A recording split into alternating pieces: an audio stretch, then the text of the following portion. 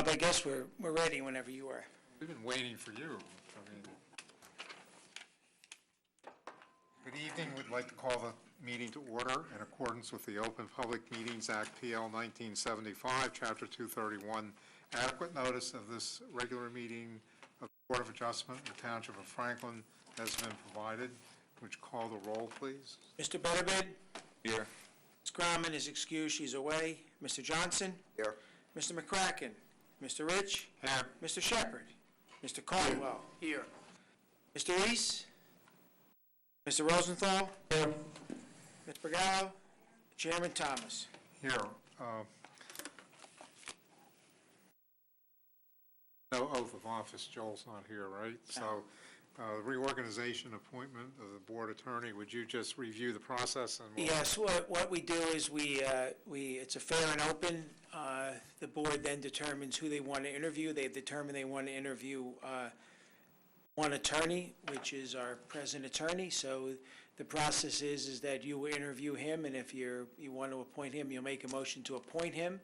And then if you want to do that, then you'll also then approve the resolution that's before you to appoint him. Okay, are there any board members who wish to question the applicant?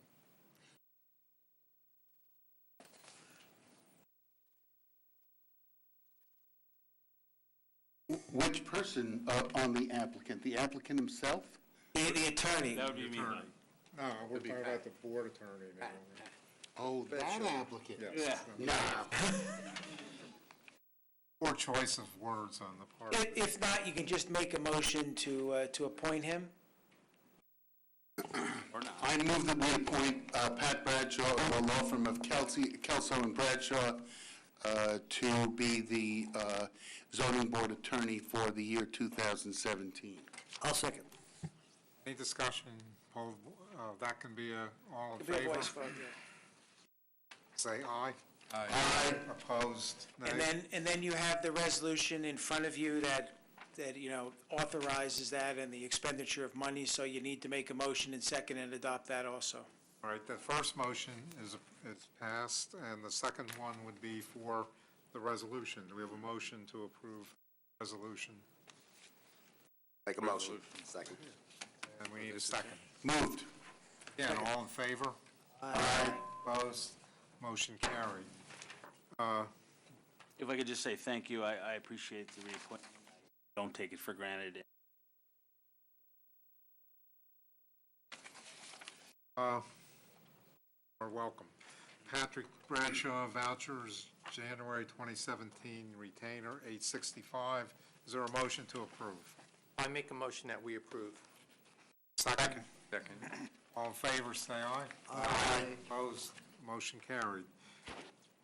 The first hearing, James Rivera, ZBA 16-00043, hardship variance in which the applicant's requesting an addition at 150 Grouser Road, Somerset, block 73.01, lot 281.08, CP zone. Just run a little late.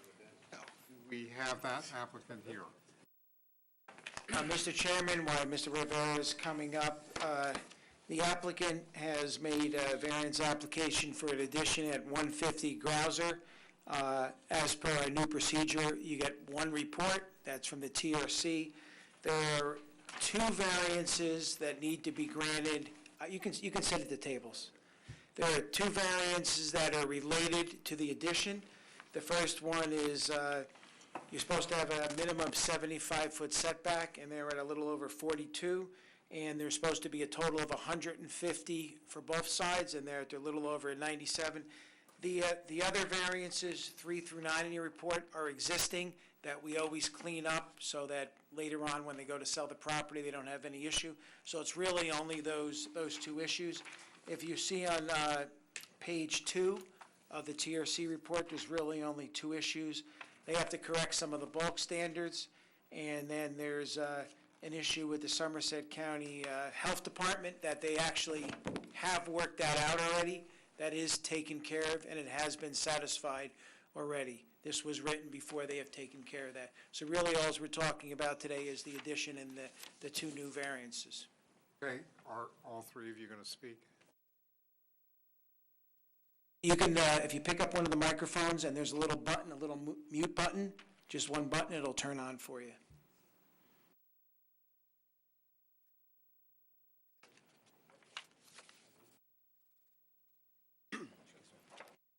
Testing, testing.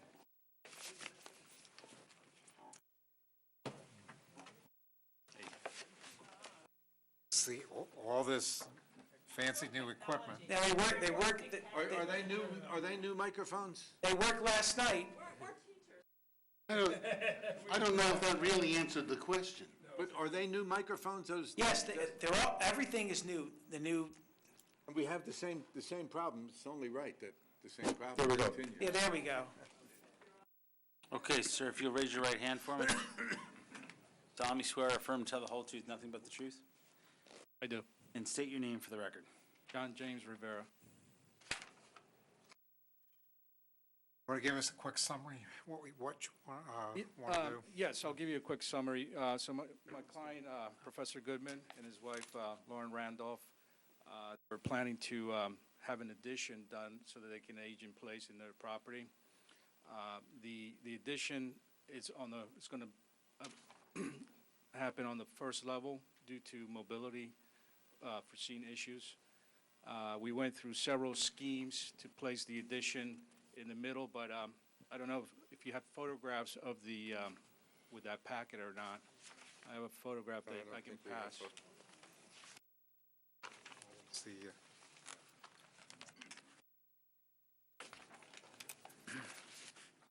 That's the rear of the property, and the addition will happen on the right side of that. Okay, just let me do the, That's the addition. so there's 4 photos here, correct? Yeah, the first photo, so to the right of that photograph, one of those windows will become the access to the addition. That's on this photograph? Yes. Okay, I'm just going to mark each one of them, A1.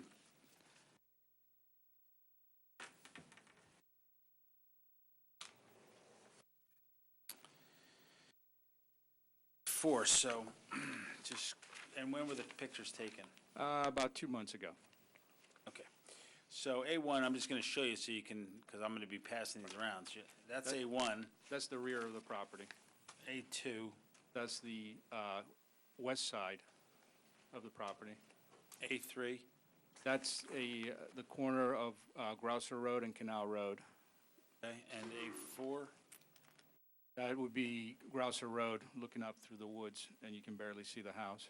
barely see the stop sign there, Right. too. Okay. So the addition will encompass a master bedroom suite, which will be their new bedroom area. There's really no area on the second floor to accomplish that.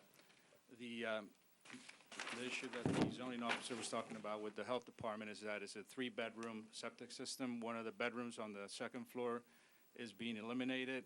Walls are taken out. That's going to be a sitting area, and it'll become part of the hallway. So there will be no net increase in bedrooms. The lot is really non-conforming. Whenever that subdivision was done in the 80s, it really doesn't meet the current criteria that the current zoning regulations require. So we have the setback hardship on the west side from 75 feet to 42 feet. The addition is placed there. We tried other areas, but it would create a hardship because we would have to basically take apart a kitchen that was just put in, and a lot of money was spent on. And the most, look at the floor plan where the addition comes out, this was the most, or the best scenario for what we needed to do in terms of, Most useful, efficient, yes, most useful and efficient. and as you're saying, you investigated other ways of placing the addition. Yeah, well, there were 2 other schemes. One of the schemes would have eliminated a beautiful rain garden that's actually very beneficial to the property to offset any extra water runoff. In addition to that, there's a gas main that runs into that area that would have to be relocated, and a basement entry area. So a lot of work would have to been done and a lot of expense. Yeah, we've already been through the Historic Review Board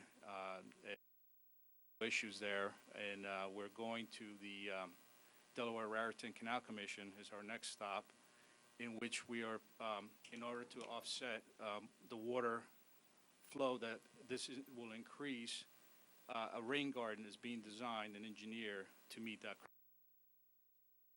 And the overall purpose for the addition?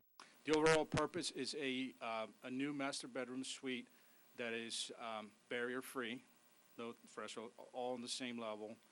And this way, if there's any issues in the future with mobility, all those things. Okay, any board members have questions or want to know? I have a couple that are relevant. One of them is, Professor, do you teach at one of the universities in the area? I do. Which one? I'm the executive dean of the School of Environmental and Biological Sciences at Rutgers, Okay. and the executive director of the New Jersey Agricultural Experiment Station. Ah. And how big, I'm looking at the picture, but I don't have what's the size of the addition? It's roughly 68 square feet. Like this way, how about, like, how wide by how long? Oh. 8. Nice. Right, yeah. Board members? What is the land use between your lot and Canal Road? So that's a very good question. So the land use is a fenced-in area that encloses the pool in the back to the property line, and then another piece of property that's owned by others. What's on that? Nothing. Trees. That residential? No. And it's, okay. Well, it is a residential. It's a landlocked piece of property. We don't actually know whether that could be used. It's less than an acre. Right now, it's forested? Forested, yeah. Anything else? I'm going to project that your testimony is good, and I'll open to the public. Is there anyone who'd like to make a comment? Okay, we'll close that part. Is there any board member who would like to make a motion? I move that we grant the necessary variances to Mr. J. James Rivera to allow him to construct the addition on his property at 150 Grouser Road in Somerset.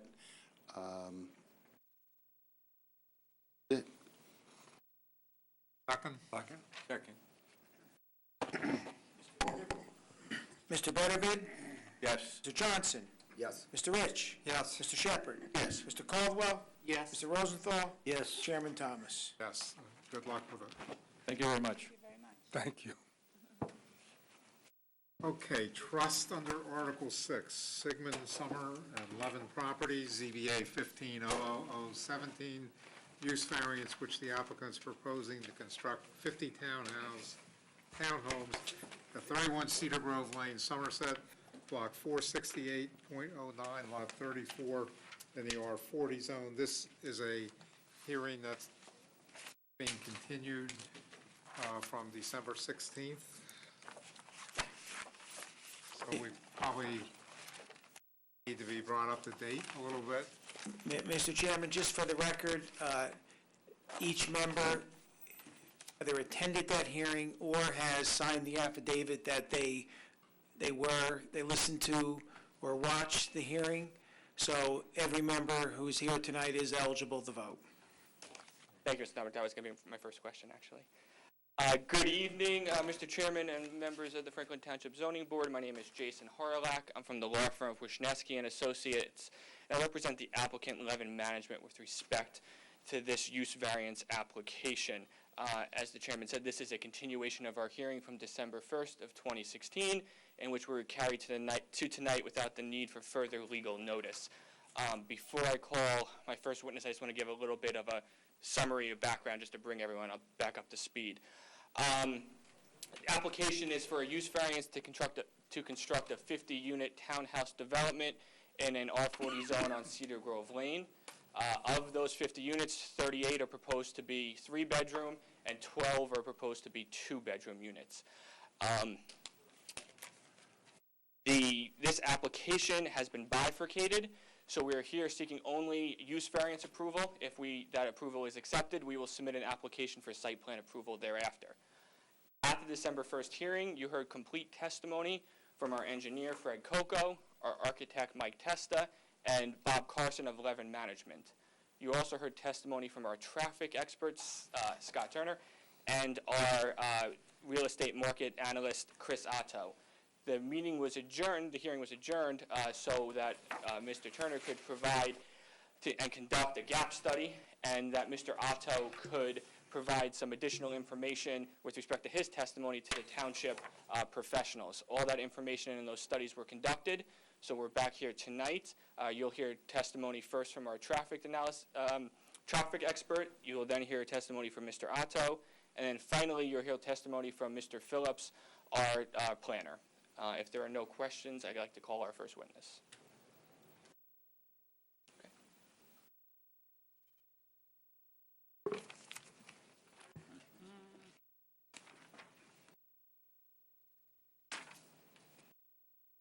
And I apologize, I called Mr. Turner, it's Mr. Cannell. I apologize, Scott. You're referring to probably the Scott Turner that's with Menlo Engineering, and that's probably... I am. There is a Scott Turner on this project, so I apologize. You still got the other hearing tonight? Yes, I do. So let's be nice to him, let him go quick so he doesn't have to drive. Short drive to Monmouth County. But, I see I did swear in last time, so I'll just... yes, understood. And Mr. Cannell was previously accepted as an expert. As a result of the last hearing, my office did additional studies, and we submitted a supplemental traffic analysis dated December 27th, 2016, and the supplemental analysis included a gap study as well as a trip generation comparison analysis. As part of the gap study, additional traffic data was collected on Tuesday, December 13, from 7 to 9 a.m., and Wednesday, December 14th, from 4 to 6 p.m. To conduct a gap study. And what that entails is staff was located at the Somerset Bible Baptist Church parking lot. That was the closest location we could get. It's approximately 300 feet from the site, where they then record the number of breaks or gaps in the traffic stream on Cedar Grove Lane for both 2-hour periods. Those are all tabulated, and they're summarized on the second page of the supplement that was submitted as far as the number of gaps, and in particular, number of gaps that are greater than 8 seconds for both northbound and southbound traffic. That is the criteria used in the industry as far as 8 seconds is considered an acceptable gap for a motorist to make a left turn from a driveway on a 2-lane roadway to, in this case, proceed to Easton Avenue. And as the study indicated, there were in excess of 50 gaps for each peak hour analyzed, and then we were, from having a number of gaps, determined how much traffic that can accommodate. And it was determined that approximately 120 vehicles could be accommodated for any of the peak hours analyzed. And our total projected exiting movements was in the range of, in the morning, accounts for 24 vehicles, and then it's 12 vehicles in the afternoon. So in other words, what the gap study proved is that there is more than sufficient gaps in the traffic stream on Cedar Grove Lane, and again, those gaps are generally created by the traffic signals at Pierce Street and at Easton Avenue to more than accommodate the traffic projections from this site. The same exercise was conducted also for the right turn movement. In that case, we just reviewed the gaps in the southbound traffic flow. And as the analysis indicates, we have a capacity of over 200 vehicles that could be accommodated during any of the peak hours analyzed, and that's more than adequate to accommodate the right turn volume, which accounts for 12 vehicles in the morning and approximately 4 vehicles in the afternoon. From that, then, the next analysis that was conducted was a trip generation comparison analysis. Mineral engineering had reviewed the township zoning ordinance, determined that there are 3 other conditional permitted uses that could be accommodated, and the approximate size of those uses. And we considered a school, a church, and a hospital, which are all conditional permitted uses in the zone, and compared that to the traffic projections for the 50 townhomes. And the analysis concluded that the 50 townhomes would generate less traffic than those 3 conditional uses, and it's probably comparable more to the church as far as level of traffic, but a school or a hospital would generate significantly greater, not only on a peak hour basis, but on a 24-hour basis. There was one additional task I took place on this since our last meeting. I contacted the Franklin Township Police Department and had them provide me accident data for Cedar Grove Lane from January 1, 2014 to December 1, 2016. And what I took under consideration, I looked at, for example, just to the north, there's Bob's Frank's Way that serves a multi, I guess there are senior citizen housing. And during that 3-year period, there were 2 accidents recorded, but none of them pertain to left turn movements exiting the site. There appear to be some concerns at the last hearing about left turn movements from the site, and I found out that that's a comparable type of use. It's residential, and as far as traffic movements. It's important to recognize, even though there were 2 accidents recorded, one of them pertained to a deer. It was not, it was just a single vehicle with a deer. So there was only 1 accident that at that location, but it had nothing to do with left turn movements out of the site. So with that, be able to answer any questions on the gap study, trip generation analysis study, or the accident data that was collected.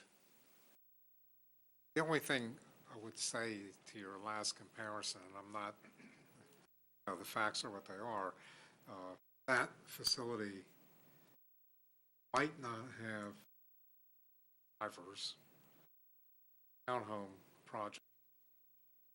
The other part of it is, and I don't know if this makes a difference, that the left turn's different, and you're turning left to go a different direction far from your project. So I don't know if that factors into your findings or not. I think the volume of the traffic coming out of the other project must have some significance. Possibly level. That's Well, if I could expand upon that, I also looked at Lawndale, which is to the south, and that's where we had conducted our original traffic counts as the basis for the analysis. And over that same period, there were no accidents associated with left turning movements from that. Again, they're on the other side of Cedar Grove, but it's still a 3-lane cross-section. They still have to cross over to center left turn lane and deal with traffic in 2 directions. I think that's a more, in my mind, that's a better. Well, again, based on information provided, there were no left turn accidents at that location over the almost 3-year period of accident data that was provided to me. So just to summarize the gap analysis, you basically had somebody out there for during those 4 rush hour periods, 7 to 8, 8 to 9, in the afternoon 4 to 5, 5 to 6, and basically count the number of 8 to 9 second gaps, 10 to 11 second gaps, et cetera, how many of each of those gap types, and then vehicles per gap, 8 to 9 seconds, it's 1 second, and then certain other ones, it's 2 vehicles can go out in that time period, certain other gaps as they get larger, so, and then when you get up to 20 and 21 seconds, you're saying that 4 vehicles can get out during that period, and I guess the math works out, with the number of gaps and the number of vehicles that can get out, you're saying that during those different periods, you have 121 during left turns between the 7 and 8, 148, et cetera, and that capacity to make left turns is greater than the vehicles that would be generated from the site? That's correct, and even if we didn't consider multiple vehicles during a gap, the number of gaps themselves, so say only one vehicle did a 20-second gap, the number of gaps exceed what is the projected traffic exiting the site. So again, it's... So the gaps, so during the 7 to 8 p.m. or 7 to 8 a.m., the number of gaps is 64. Correct. The number of gaps themselves. We have a total of 24 vehicles exiting, and we projected 12 making left turns and 12 making right turns. So even from that perspective, there's more than adequate capacity. And just for the board's benefit, I also conducted additional observations myself since the last hearing in November, December, and in January during the peak hours, just to validate the data collected by my staff in middle of December. So there have been multiple observations conducted by my office on that section of Cedar Grove Lane. Okay, and then the trip generation comparison, the school figures, I'm wondering about. You have, because we've heard testimony from traffic experts about schools, and what they always tell us is, well, the peak periods for the school is always outside the peak period of the road. I would agree with that in the PM, but not necessarily for the AM period. Okay, so this AM period and the PM, is that the peak of the use or the peak of the road? The peak of the road, and that's why when you look at the PM, it's almost half of what the AM is, because generally in the afternoon, exiting traffic from the schools usually over a long period of time because of other activities, sports, and other activities within the school that generate those traffic movements during the PM peak hour. All right, So so it's the a number of peak. 610 for a school, that just seems, what type of school would generate that number of traffic? Well, if you had an elementary school or middle school where, again, this Where the day... kids are driving their own cars? No, it's generally parents are driving because, more and more parents drive their children to school. That just comes from ITE, I guess? That's correct. And what type And of that schools? represents approximately 300 vehicles. You got to remember, because a lot of drop-offs. Okay. Not the So That's child the in and the wasn't out. responsible. It's in and out, that's in total. All right, thank you.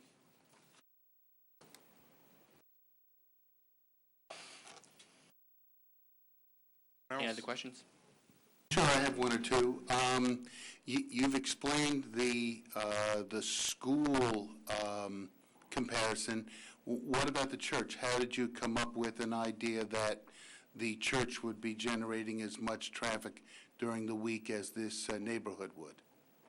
Again, this is based on an analysis conducted by Menlo of what the maximum size church could be on this property, given the size of the tract, and then consulting the Institute of Transportation Engineers' trip generation data for that land use.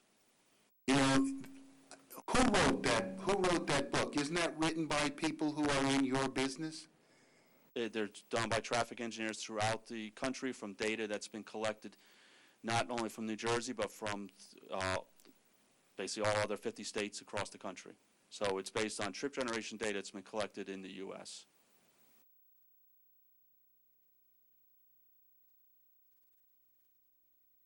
So explain to me, if a church operates primarily on a Sunday or a Saturday, what kind of traffic is that during the week? Well, they may have some type of activities, women's social groups or others. There's administrative staff. Again, I'm only referring to data that has been compiled by the Institute of Transportation Engineers and published in their trip generation manual. The data provided does not go into detail as far as the makeup of each, say, church that was part of that data collection. They do provide data as to the size of the facility,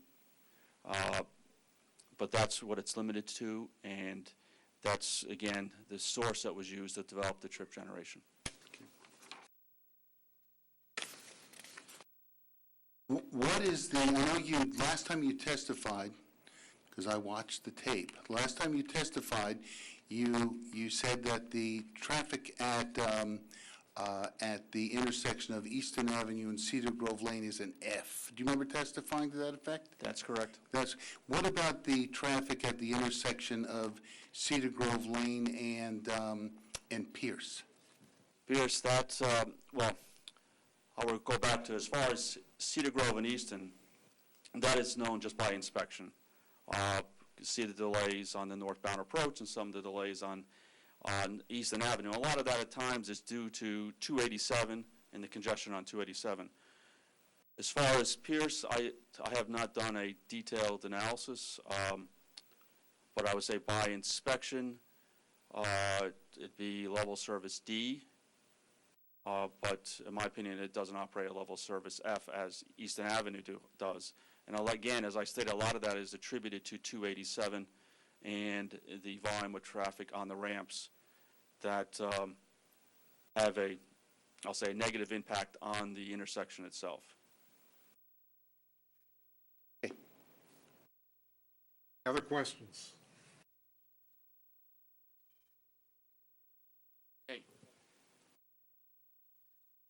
Well, looking at the public, I figured I would open at the end. I don't think there is any public.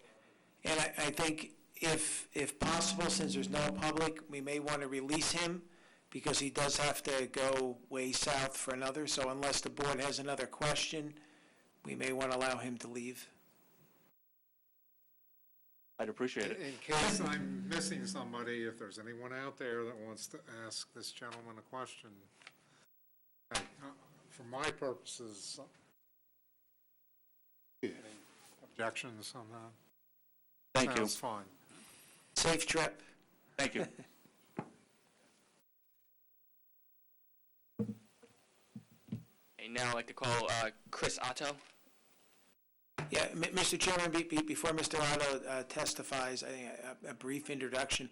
At the last hearing, Mr. Otto gave some testimony. We were questioning back and forth, and there were some extremely interesting discussions and a lot of things that were discussed. Some of them that were relevant and pertinent to discussion of their use variance, some of them that were not. You asked Mr. Otto and staff to work with him to have him come back and kind of consolidate everything.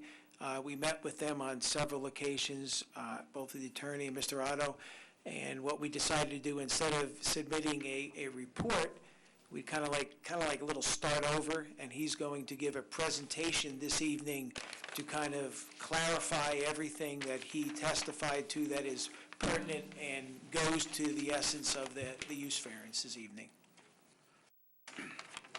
Okay, so I'll remind you, you're under oath. You just identify yourself for the record and spell your last name. Just test this microphone here real quick. There you go. Christopher Otto, hello, how are you? My last name is spelled O-T-T-E-A-U, and I'm a principal at Otto Group. We're a real estate appraisal and consulting firm.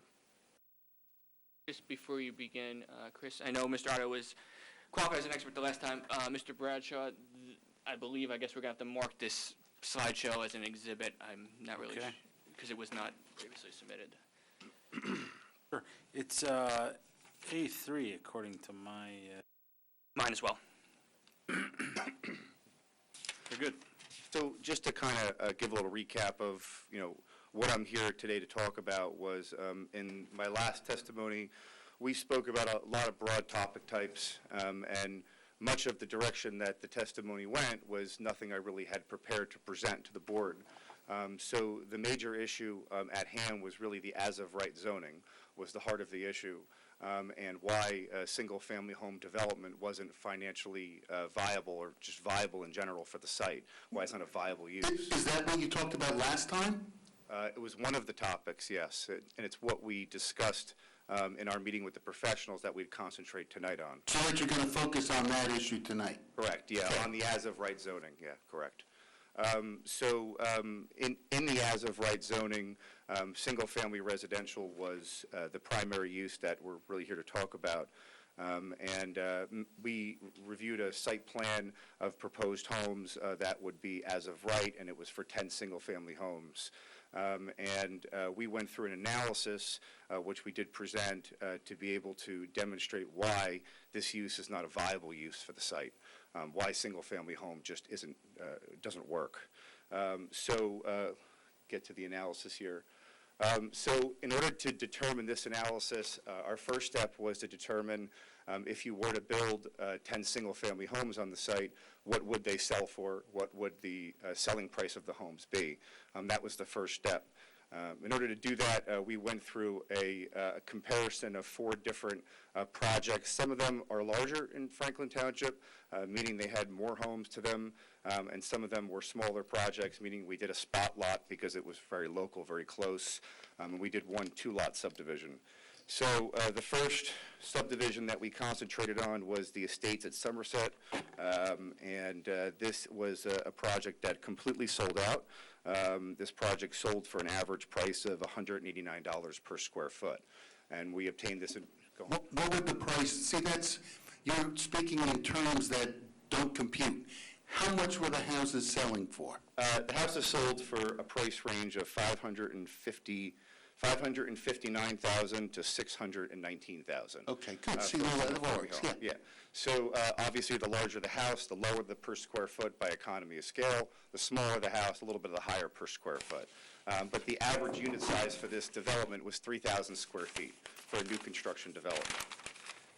The next development that we looked at was, it was a 2-lot small subdivision on 12th Street.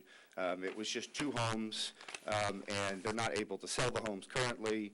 They're 2,800 square foot homes, and they're trying to sell them for $600,000, which is $214 per square foot.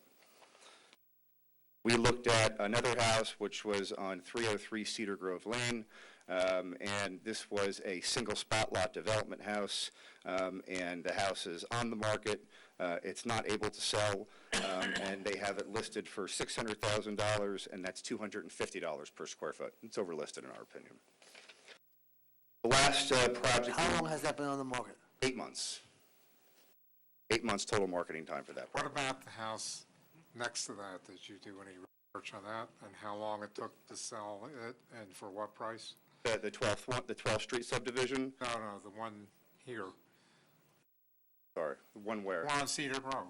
Oh, yeah, I have that one here. It's on the market now for 8 months. Or it says 7 months there, but it's 8 months now because. But it's got a companion with it that was built and sold previously. Oh, I don't have that. I'm sorry. I can look that up, but I don't have That would have that. been helpful.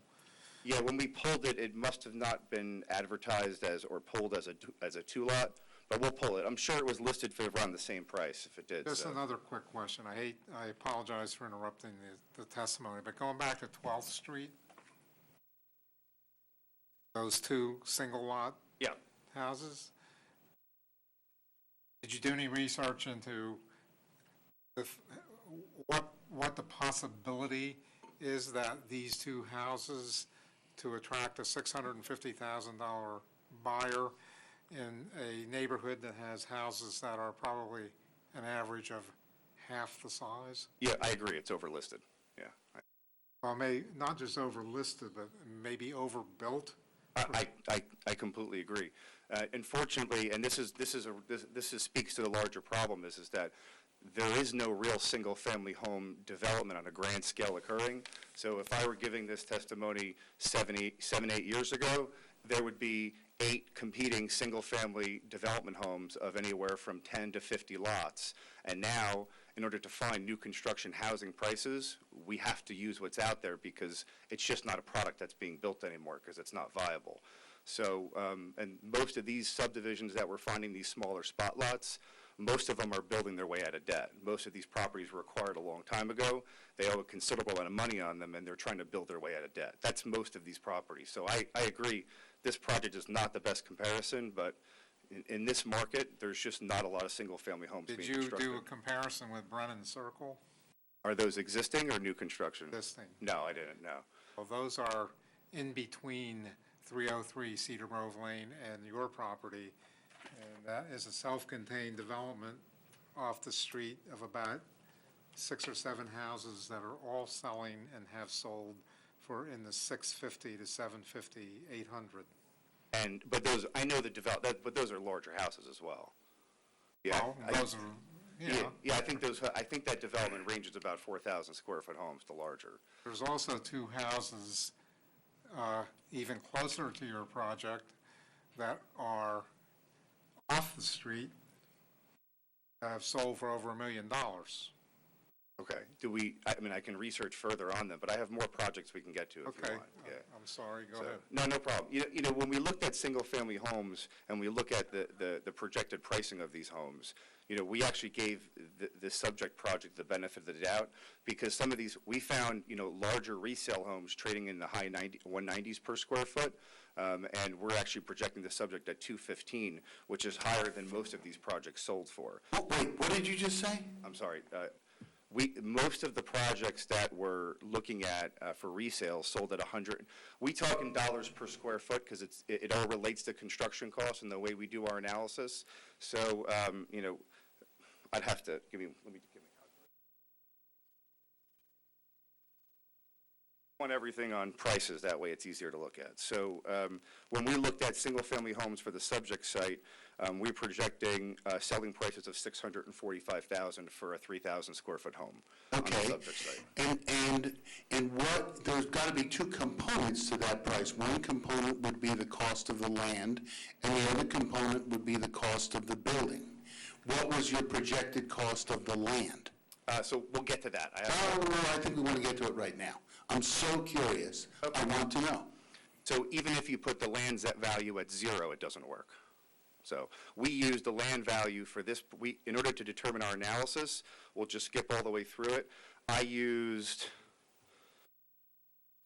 We'll pass through all of the cost projection analysis that we went through and get to where we determine the land value, or what land value we utilize for our analysis.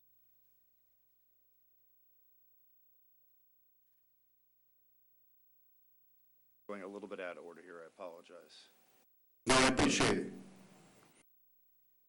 So, for the basis of our analysis, which is an understatement of the land value, we used on 10 homes, we assigned a value to the land of $64,000 per buildable lot, which is the current assessed value. And that's an underassessment. I mean, that's, you know, as far as single-family homes is concerned, the lots would be worth more than $64,000 a lot. So we use that as a basis to be conservative. But in our analysis, even if you strip the land value out of this, there's not adequate enough developer's return in order to make it viable, which I can go through with you real quick so you can see it. Yeah. So just to kind of now go backwards a little bit, in order to determine what the houses would be cost to build, we did a Marshall and Swift construction analysis of the homes and looked at, you know, a basic home would cost $79 per square foot to construct for a 3,000 square foot home, and then you have to go through the additions and subtractions, heating and cooling systems, what's standard for this climate, how much the basement would cost to construct the garages. At the end of the day, $135 a square foot to build a luxury single-family residence in this area, which is, again, this is actually average quality construction. This isn't even good quality of construction. So this would be a reduced quality just so we can keep the cost down to be conservative in the analysis. Well, why do we have to build such huge houses on these units? Why aren't we building a house of 2,500 square feet with no basement? Well, houses with no basement suffer a severe discount in the marketplace. a severe discount in the marketplace. The cost to construct a basement is about $24,000, as you can see there, but the impact on value is far greater, far greater. Because if you lose the basement, you lose your garage, because the garage becomes your basement. So, Just like in the townhouse? right. Right. So that's what happens. Okay, so let's look at this in a slightly different way. Let's go through the construction cost of the house. Okay. Only, but I want you to do it in terms of how much it costs, not what the price per square foot is. Okay. Because you're Got it. basically speaking Portuguese to me when you speak in terms of price per square foot, and I need to be able to understand what I'm deciding on. I got it, I understand. So in order to build a 3,000 square foot house, it's going to cost you $406,000. Now, that includes in that cost, though, all your appliances, your plumbing fixtures, and basic site improvements to the site. Basic site improvements. Those site improvements that would be included in that cost are similar to a spot lot.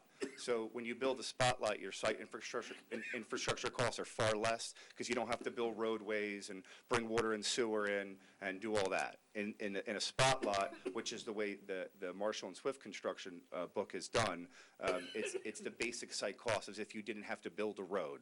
So it's $406,000 to build a average quality construction, new construction home for this area for 3,000 square feet.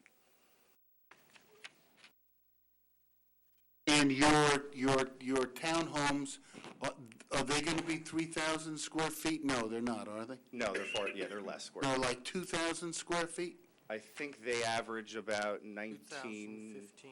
Yeah, 2015, because the 2 bedrooms are a little smaller, the 3 bedrooms are a little larger, yeah.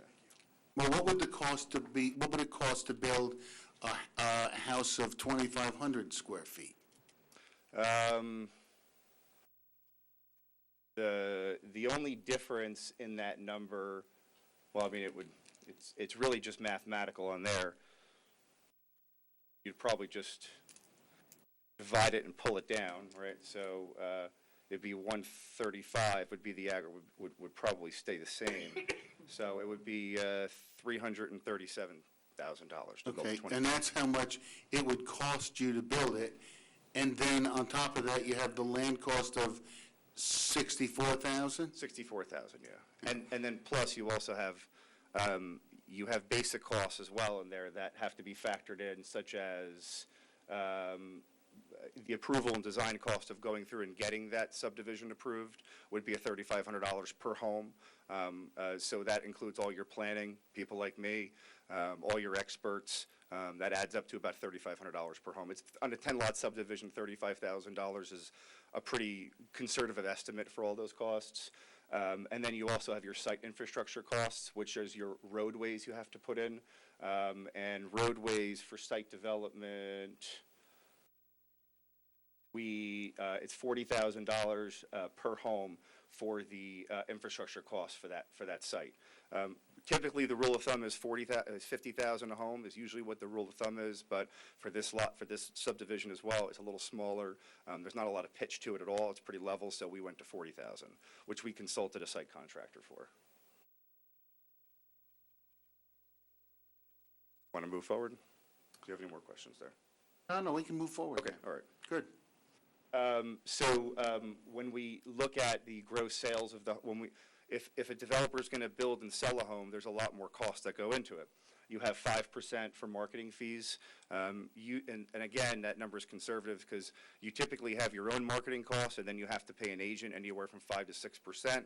So we assume for this case that you'd only pay 5% for marketing costs, and the agent would take care of all the other website and marketing of the properties.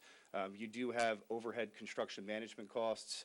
We have legal and insurance costs. There's insurance costs on the land for the construction of it, and we have legal costs, and we have permit and inspection fees, and then we have a contingency allowance of 0.5% only to allow for any variations in these costs where we may have underestimated.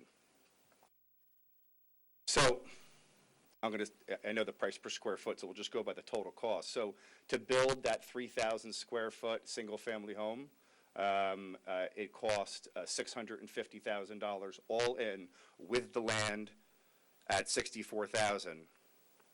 And that's the total cost with no, I know we don't like to use profitability, I'm not trying to use that word, but you'd be building to cost. So if you were to sell the house for $650,000 and you use the assessed land value, you'd be building to $650,000. So you'd essentially be building for sport or for hobby at that point.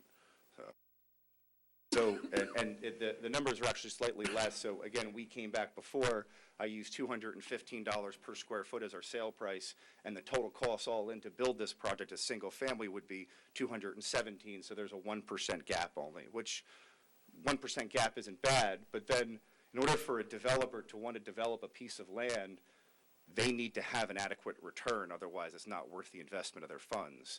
So we look at these are New York and New Jersey developer return rates.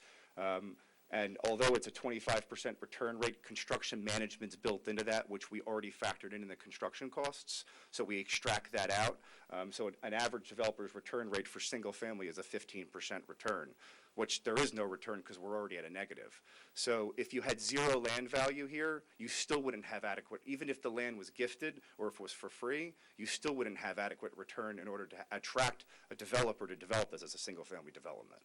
Whether it's a 2,500 square foot home or 3,000 square foot home, generally the cost will just be reduced on a per square foot basis. You may get a slight uptick in the price per square foot of the homes, because before I said there was a slight economy of scale, so you make it a little bit higher price per square foot on the homes, but the desired price range, the desired square footage of a new construction home is about that 3,000 square foot marker. But at 2,500 square feet, it doesn't work either. So is that why, in your opinion, that piece of property is sat that long undeveloped? Yes, yeah. I wanted to speak to the marketing of the property a little bit because that was a question as well, but yes. I mean, this is generally why we're just not seeing that many single-family home developments. And we're having such a hard time pushing them forward. I'm working on 2 other projects in Franklin Township that are zoned as of right for residential, and no matter how we slice it and dice it, we just can't make them work. We talked about that in our meeting with the professionals. Okay, Sorry. I'm having a hard time on some of this. Again, you're saying that property has never been developed. These are the reasons that it's never been developed as zoned over the last 50 years?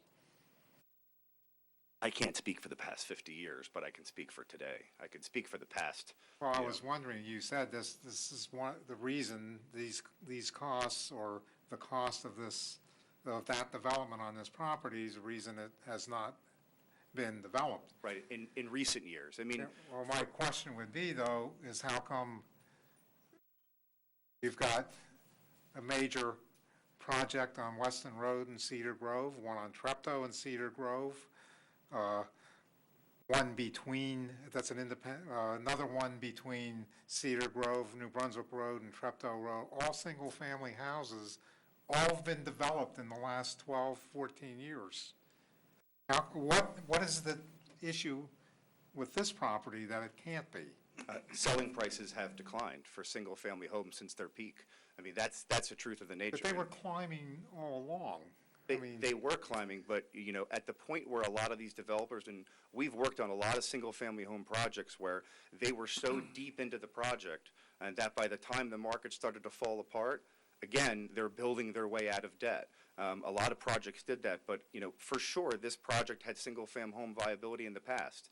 I can't stand up here and tell you that. At some point in the past, you know, at different times in the market, this project definitely had single home viability. In today's market, it doesn't, though. But if the incoming president is correct, the economy is going to pick back up some steam, and these projects may become viable again, mightn't they? Very, you know, anything is possible, but that's not the way the demographic change has gone. Because the average purchaser of single-family homes who would have to step up and take these it's a complete chain of events, right? So when you track when you track single-family home sales, the same money transacts 8 times in the same day, right? So the first startup home buyer buys a house, and then they buy the $400,000 home, and the studies have shown that the same money changes 8 times in a row, right? 8 times in the same day. So what's happening is we're pulling people out of the chain, and first-time home buyers are not diving into the market. So people who are in $300,000-$400,000 homes aren't bumping up to the $500,000 and $600,000. So although there may be people that don't qualify as far as for this product type as your millennial purchaser, if those buyers are not jumping into newer construction housing and they're preferring rental, that market will not go up. You won't see those increases. So although, yes, a Trump bump, as we call it in the economy, could occur, it's not going to affect single-family housing pricing to the point where it's going to make it viable. In fact, we're seeing the complete opposite, in that when we track all the inventory of single-family homes and selling prices, if you overlay the New Jersey Transit system over top of that, and we color code it, and you look at anything that is high inventory in red and low inventory in green, you can trace the transit lines going to Manhattan in green. Those are the only places that are really doing well as far as the housing market is concerned still. That has all moved east. I live in Somerset County myself, and in our housing market, we're seeing the exact same thing. So I don't anticipate a Trump bump that could have anything to do with increasing the viability of this site for single-family homes. So, excuse me, let me get this straight. You're saying on this property, you could build a home for $650,000 and it's a break-even deal? Correct, yes. What is, Wow. one piece of information that would help me, I hope. What price would you have to sell a house for in order to make it, according to your terms and conditions? What price would a single family have to sell for to make it viable? Yeah. Okay, that's a fair question. Not a square foot. Yeah, I'm not a square foot, I understand. I'll do it right now for you real quick. 747,000. Okay, That's where you'd have to be at on this project in order for it to be viable, which the price trends aren't going there. If you look at the inventory of, the inventory of single-family homes across most townships you look at, if you just look by up to 250,000, 250 to 500,000, 500,000 to 750, and 1 million above, you see inventory numbers just climb, climb, and climb the higher the price goes, right? Because nobody's transitioning to those higher price housing. We're just not seeing it. The only way somebody pays more for a house, think about this. The only way you're going to pay more for a house than it's worth, is how appreciation works, is if you're convinced the house is going to be worth more tomorrow. And people do not think that way anymore. That is an idea that in most of suburban New Jersey does not exist. Buyers are not buying a house saying, wow, I'm going to buy this house and I'm going to overpay what it's worth because it's going to be worth more tomorrow. That concept doesn't exist. The frenzy of that doesn't exist. So the idea that this single-family housing market is going to appreciate to the point of viability is pie in the sky. It's just not going to happen in my opinion. okay, but everybody that owns a house is in that same ship. Right, but All right, and what I'm angling toward, I guess, you've got any number of houses, that area in the 750 range. What makes this not viable? well, Might not be desirable for applicant, but what makes it not viable?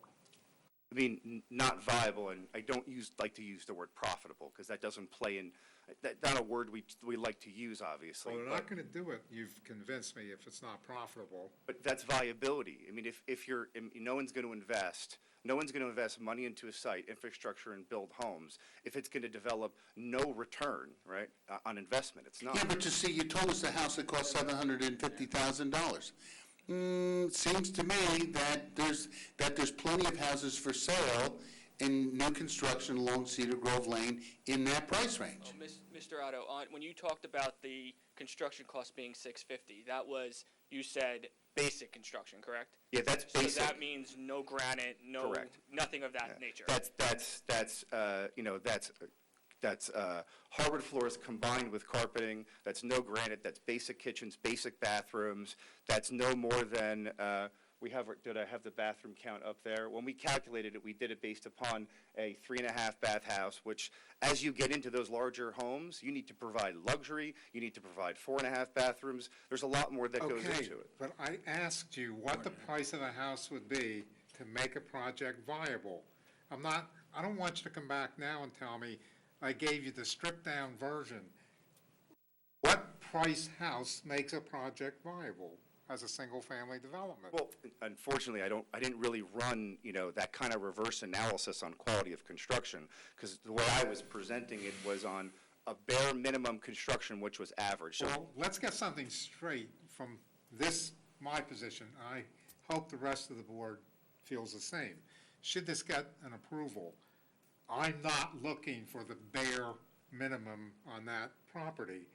I'm looking for a property that's got architectural and design standards that make it a little bit unique, even if it's townhomes. Let's not talk in bare minimum. Let's talk in what people are buying. Okay. So if we were going to talk in what people are buying, the cost basis increase, I can calculate it in about 15 or 20 minutes. It'll probably take me, but it's going to be more expensive than this house, right? So let's say, for argument's sake, that this is a good quality construction home, even though it's not, because I built a less quality construction home, but you want to hear a good quality construction home. So this house here, if it was good quality of construction, which you can never build it for that price, you'd have to sell this house for $750,000 in order to have the site be viable. One, you'd have to prove that not only would you have to sell it for that price, but you have to find enough buyers to buy that home at that price. So the longer a project sits, the less viable it becomes, because your cost basis goes up higher. So you'd have to have enough demand to be able to sell the project out within a reasonable time frame. So even if you can sell a project for $750,000 homes, which you can't here, you'd have to sell it within a time frame which you can absorb it, where the interest wouldn't destroy any profitability or viability of the project. I understand your concerns and your questions, but there's a single-family home development on this site it would have no traction. The site would, if that were the only use for this site, the site would not get developed anytime in the near future or in the foreseeable future, in my opinion. So, and the last time we had a huge housing bump was an artificial housing bump. So, I mean, we'd have to experience an event like that in order to get price increases. Because if you chart all the price increases over the history of the past 20 years, it's the same line, right? It's generally the same line that we've seen. We get ups and we get downs. We have artificial ups caused by creative financing. But at the end of the day, we'd have to see something dramatic and explosive in order to find viability for this project, single-family homes, which is unforeseen. Excuse me. Aren't builders, though, building houses today that people can buy for $450,000 or $500,000? Aren't they doing that? Yes, they are. They're much smaller, much more affordable properties yes, they are. They are occurring, few and far between, but they are occurring. So, few and far between. Most of it is townhouses, so. So the single-family dwelling is going away? Well, I mean, yes, and it's essentially for new product demand, it is going away. That's correct, so it is going away.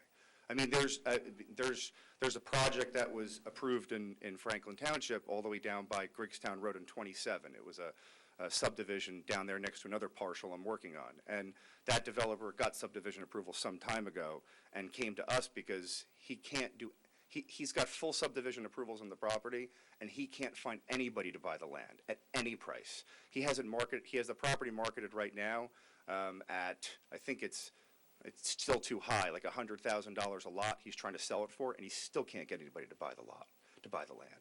Because, and in his mind, he's got no viability to build the project, and that has a Princeton mailing address. He has no viability to build the project, and he can't find anybody to buy the land to bail him out. Wouldn't that concept of, I mean, the fact that you can't build a home to sell for $450,000 or $500,000, wouldn't that,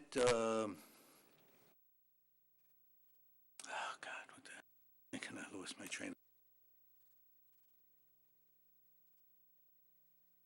Wouldn't that bring the value of an inventory of used homes? Wouldn't that start to put pressure on the value, driving that up? You know, it does. Well, the value of older construction, whether it be 5 or 10 or 12 years, puts a tremendous weight on the new construction pricing, because the average single-family home purchaser, does not have that big of an interest in new construction homes anymore. It used to be you would see huge premiums for single-family homes that are new construction. And the average homeowner, the average buyer right now is more concerned with cost conscious. They're more concerned with getting a reasonable price. So if you have a new construction home versus an older construction home, they're not willing to pay that premium. We're just not seeing it in the marketplace because people are cost conscious. You know, people are nervous after the last recession, and even first-time home buyers and trade-up buyers, they're very conservative. That's why we're seeing the move to the transit lines, because the first thing that any home buyer does or homeowner does when they're tight on money, the surveys show, is they drop one car. It's the first thing they do. So people are buying homes closest to train stations because they drop one car if they can, if things get tight. That's the largest savings that can occur in a quicker time frame. So people are very conservative when it comes to single-family home purchases. So unless you're in, you know, extreme markets like Short Hills, you know, or Summit or those areas. So, you know. Eric, can you bring up the first comparable development that you had? I think it was a subdivision. Yeah.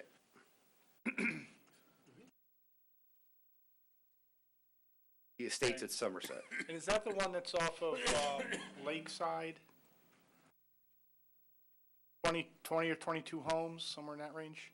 Yeah, it's 20 homes, and it's 20 homes. It's off Lakeside. I worked on this project, and it's 0.39 miles from this property. Okay. Can you explain how, because that's recent. I mean, that's literally within the last 3 years, and that was, you know, approved and developed within the Great Recession.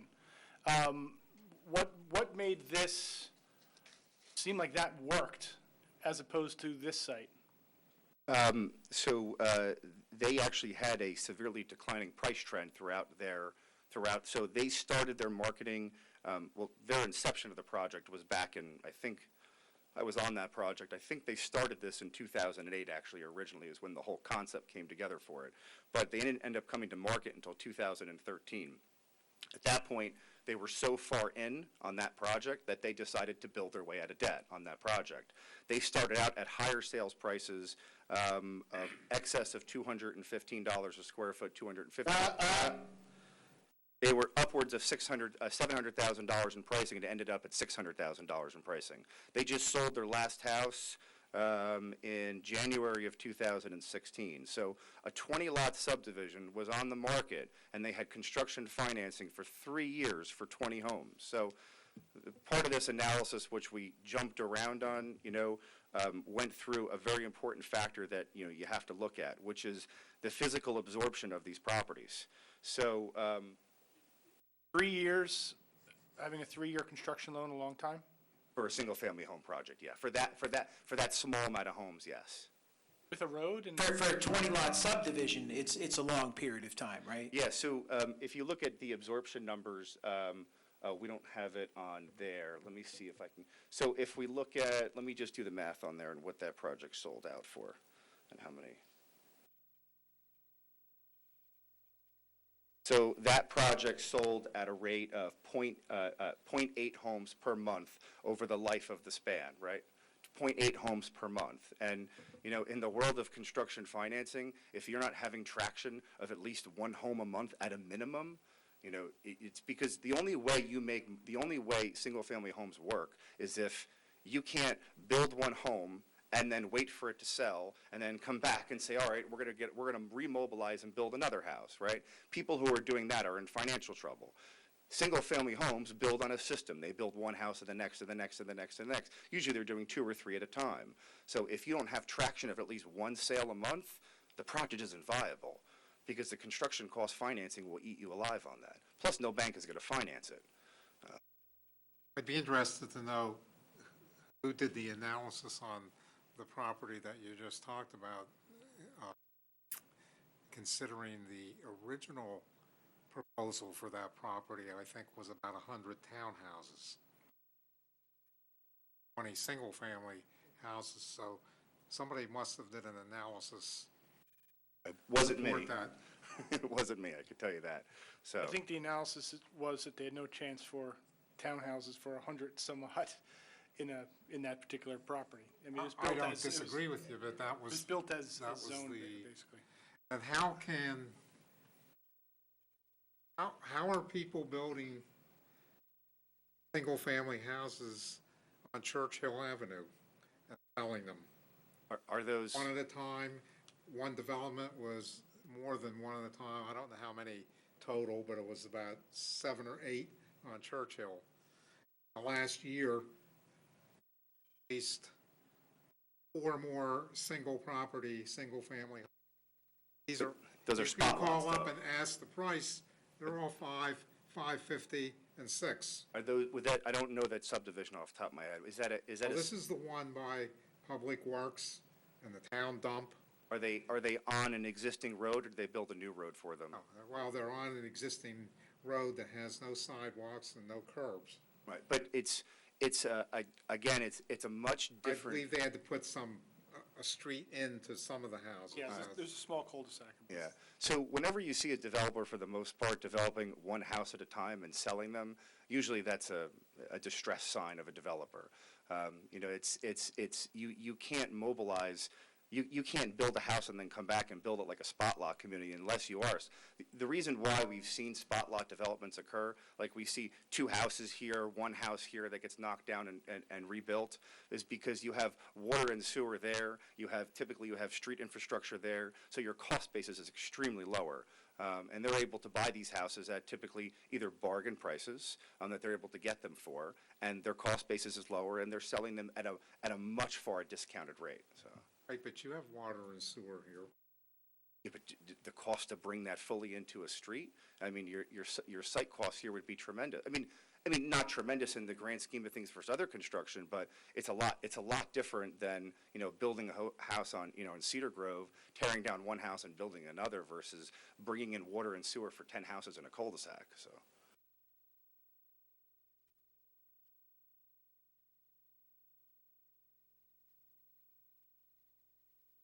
You mentioned that some projects were successful because the land was affordable. Why is this land not affordable? I think I said even if this land was zero, it wouldn't work. Yeah, I don't remember. I don't recall saying that exactly that way. But even if the land was affordable, even if it was free in this case, in this analysis, it wouldn't work. Or even if the homes could sell for $750,000 for this quality home, which it couldn't for this quality, and the land value had the assessed value on it, which is $64,000 a home, which again you could never buy those lots for that price. Then it could possibly work. But Nothing in your analysis, to me, has been site-specific. Analysis could hold true for any similarly sized lot in vicinity, any type of zoning. I mean, I chose specific, you know, if you look at where the subject is, which is the blue in the top there, you know, I tried to get as much data as close to the subject site as possible. And, you know, when we looked at, site-specific would be 1 acre lots is what we looked at. So the estates at Somerset, the closest we can find were 0.74 acre lots, which, you know, 0.74 to 1 acre is not really that large of a difference for a property owner. You more see the large price differences if you're going from like a 1/4 acre, you know, to a 1/2 acre. That's a big deal. But when you're at 0.74 acres, it's kind of that point. So we chose projects that were site-specific to this. And that selling price of $215 per $600,000 is site-specific. That's what I determine as an appraiser and what I do as the value for a 3,000 square foot single-family new construction house on this lot. So. Lot was located off of, I don't know, 3 miles away from here. Princeton. Okay. It would sell for a higher price. If this subdivision was located in the southern part of the Princeton mailing address, although it covers so many counties, it does carry a lot of weight to single-family home buyers. It does make a difference. And plus, you know, that southern portion down there by Grigstown and 27, those houses would have a premium compared to these, just because it's, you know, miles from Princeton over there. It's a very desirable location. So. Well, let's use an example that's maybe a little bit closer. Let's say that there was a similarly sized property further down Cedar Grove, closer to Amwell, south of New Brunswick Road, and there's 10-acre piece of property.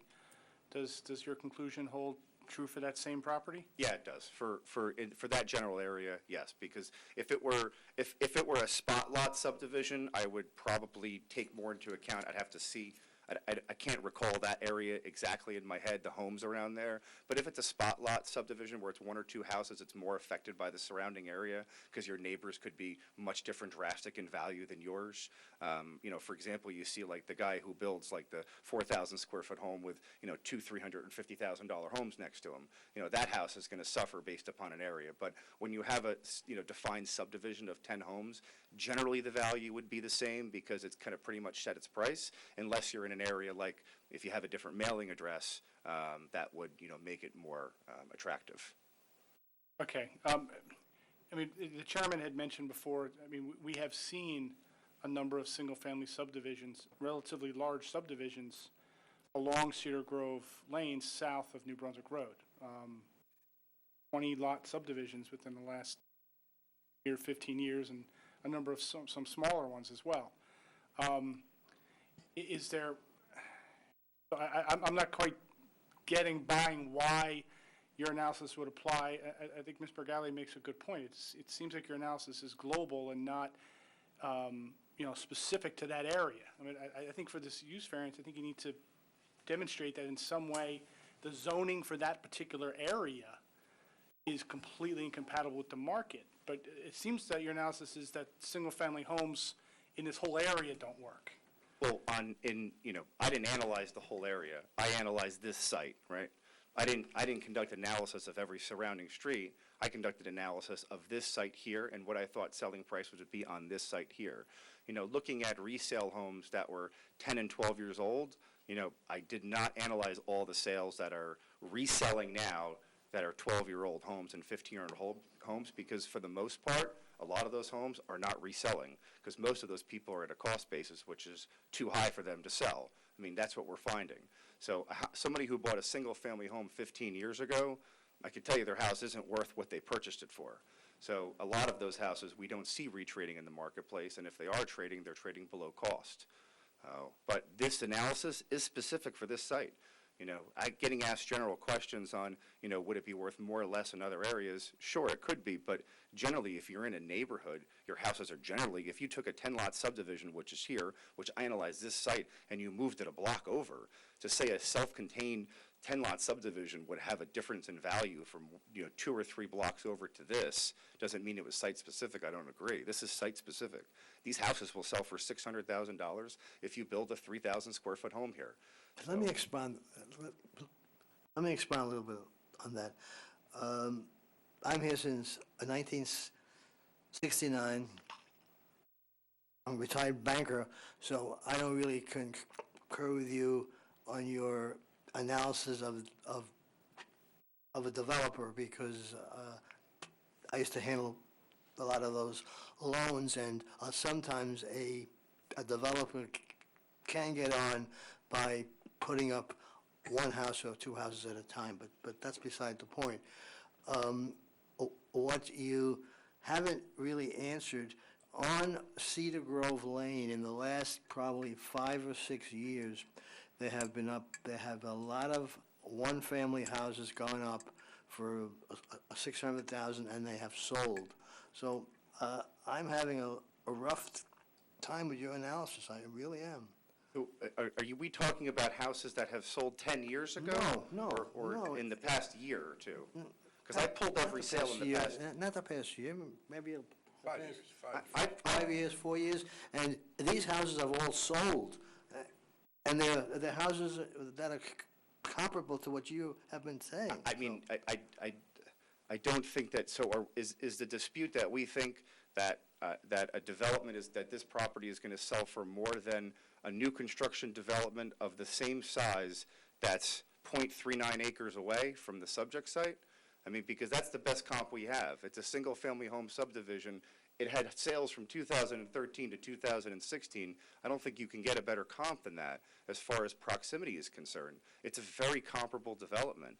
That's the best comp you would have to determine what these houses are going to sell for. This is what we do every day.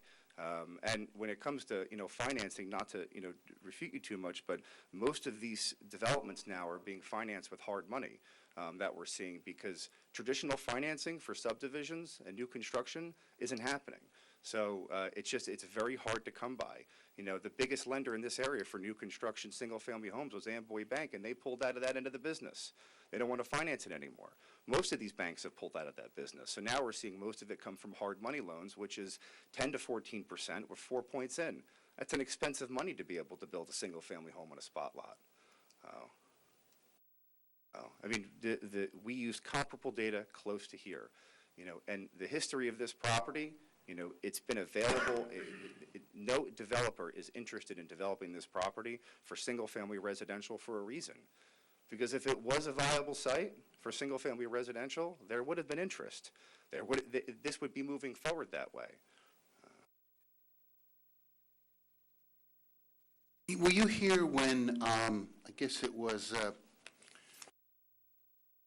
the person from Levin Management spoke about the efforts that he had made to sell the property? I did, yeah, I was here, I listened. And it didn't sound to me like he admitted that he could have done more. But it didn't sound to me, as I listened to the transcript, like he did very much at all. It doesn't, see, one of the things that's very troublesome about this particular presentation is that except for the traffic guy, there's no paper.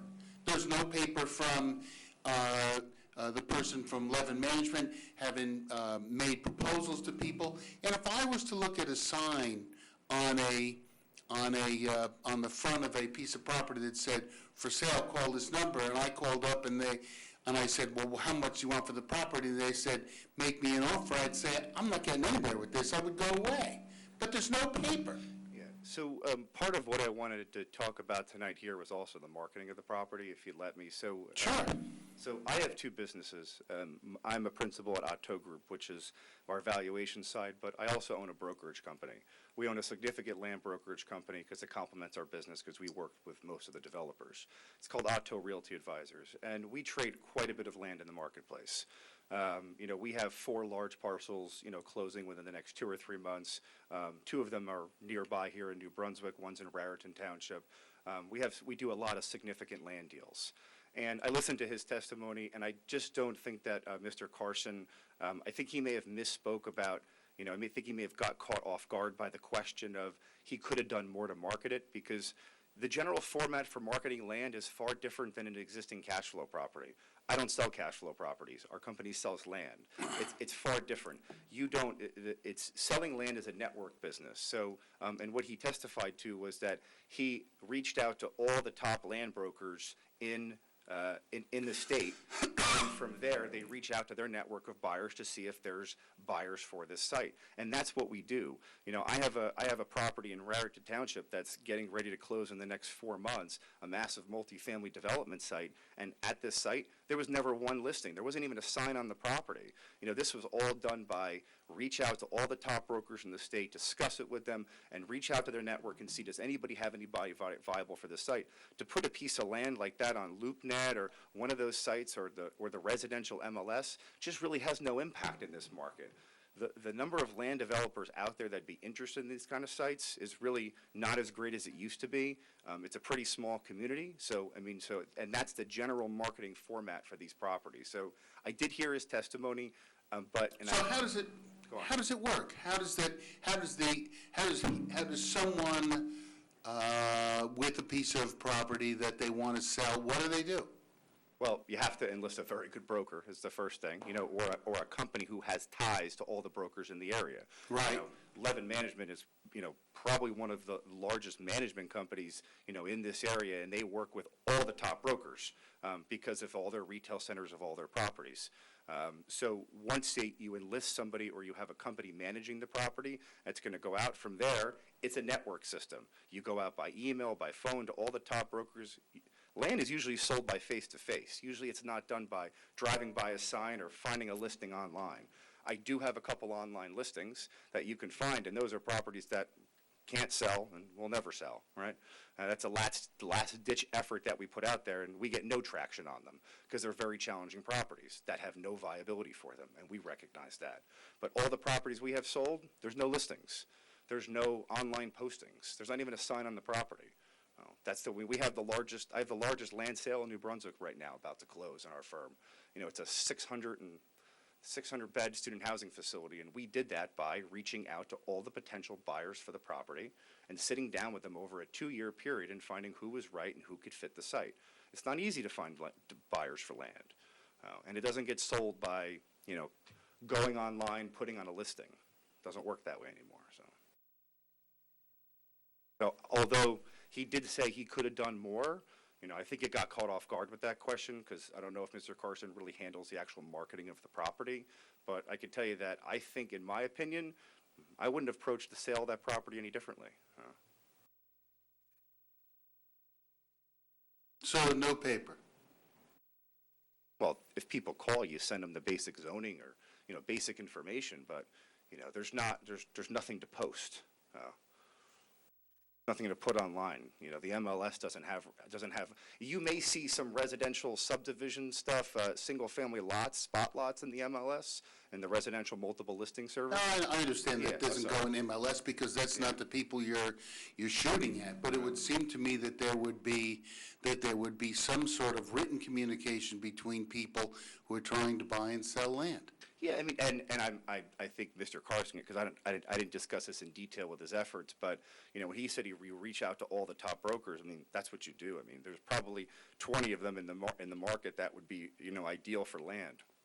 We all go to the same people. They come to me sometimes, and you go out to them and say, I have a piece of property, this is the zoning, and you reach out to them and see if there's any interest with their buyers, so, but that's the general format for land, and that's why land takes a considerable amount of time to sell, because especially for something of a project, even a really extremely viable project like my one in New Brunswick took 4 years to sell.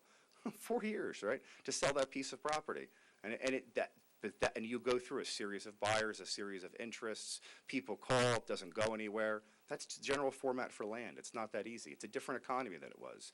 In a peak economy where people were high in development for, land of that zoning, you would have had multiple calls. But as I said, this project was viable at some point in the past. It's not now. Well, see, but you make a good point just now when you said when it was in the peak economy.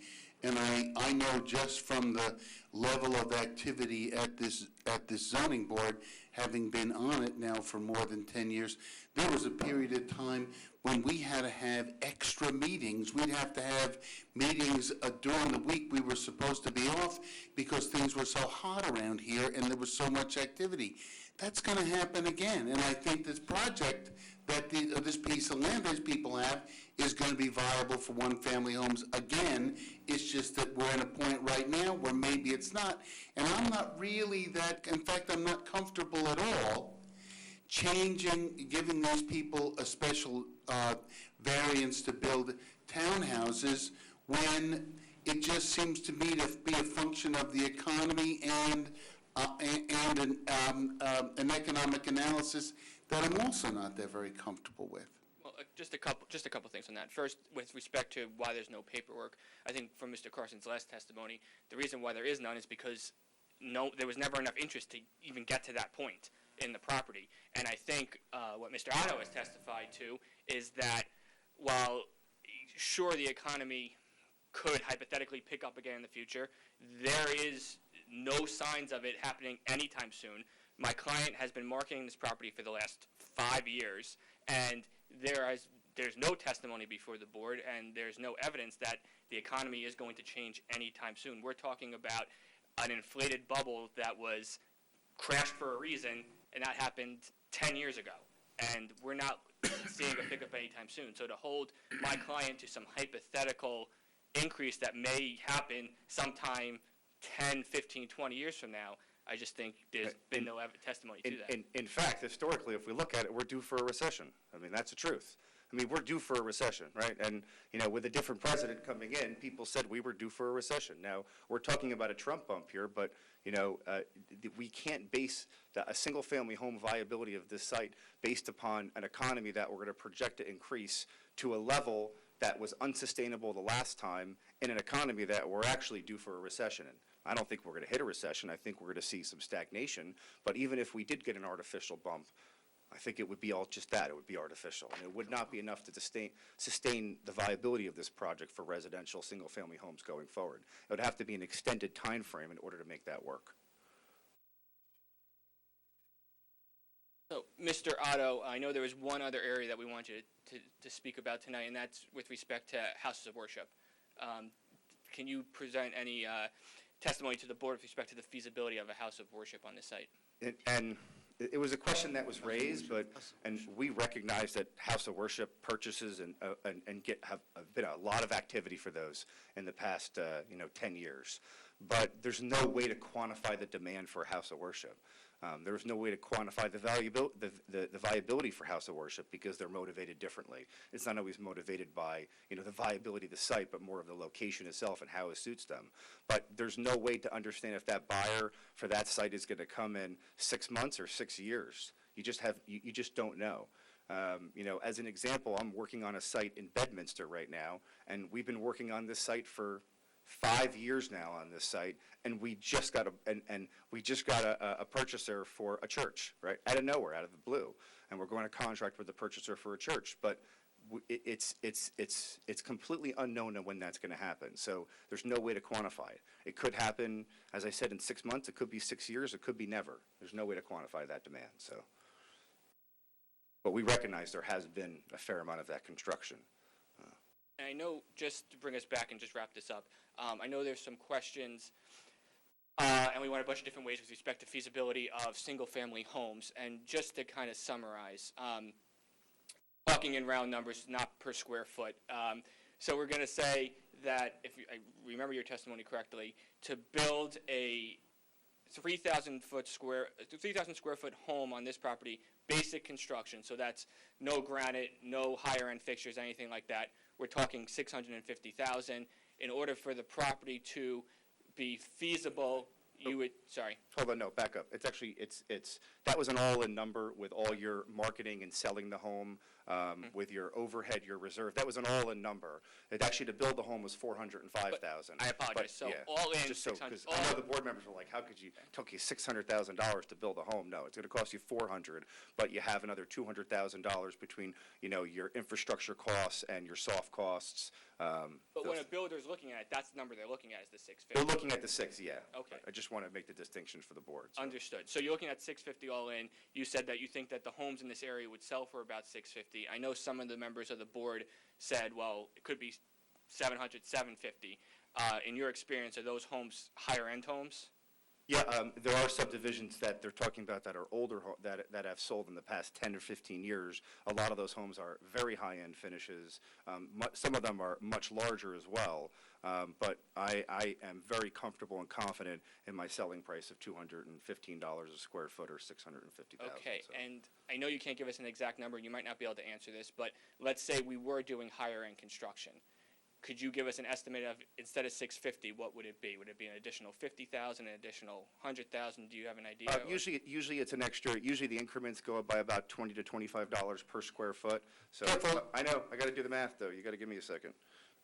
We're going off the cuff here on this. So it would be roughly in the ballpark of $50,000 to $75,000 more in costs. Okay, for that site. So then that would take it to between $700,000 and $725,000. Correct. Yeah. So in order for the site to be feasible, would the same differential be there? Would you be looking at trying to sell houses for $800,000, $825,000 Well, then? then the price would go up, because in the difference between average quality and good quality, just so you understand, is you go from one HVAC system to two HVAC systems. You go from, basic, vinyl windows to, higher end windows. We get that. All right. So at that point then, we're looking at trying to sell homes in the $800,000 Correct, range. yeah.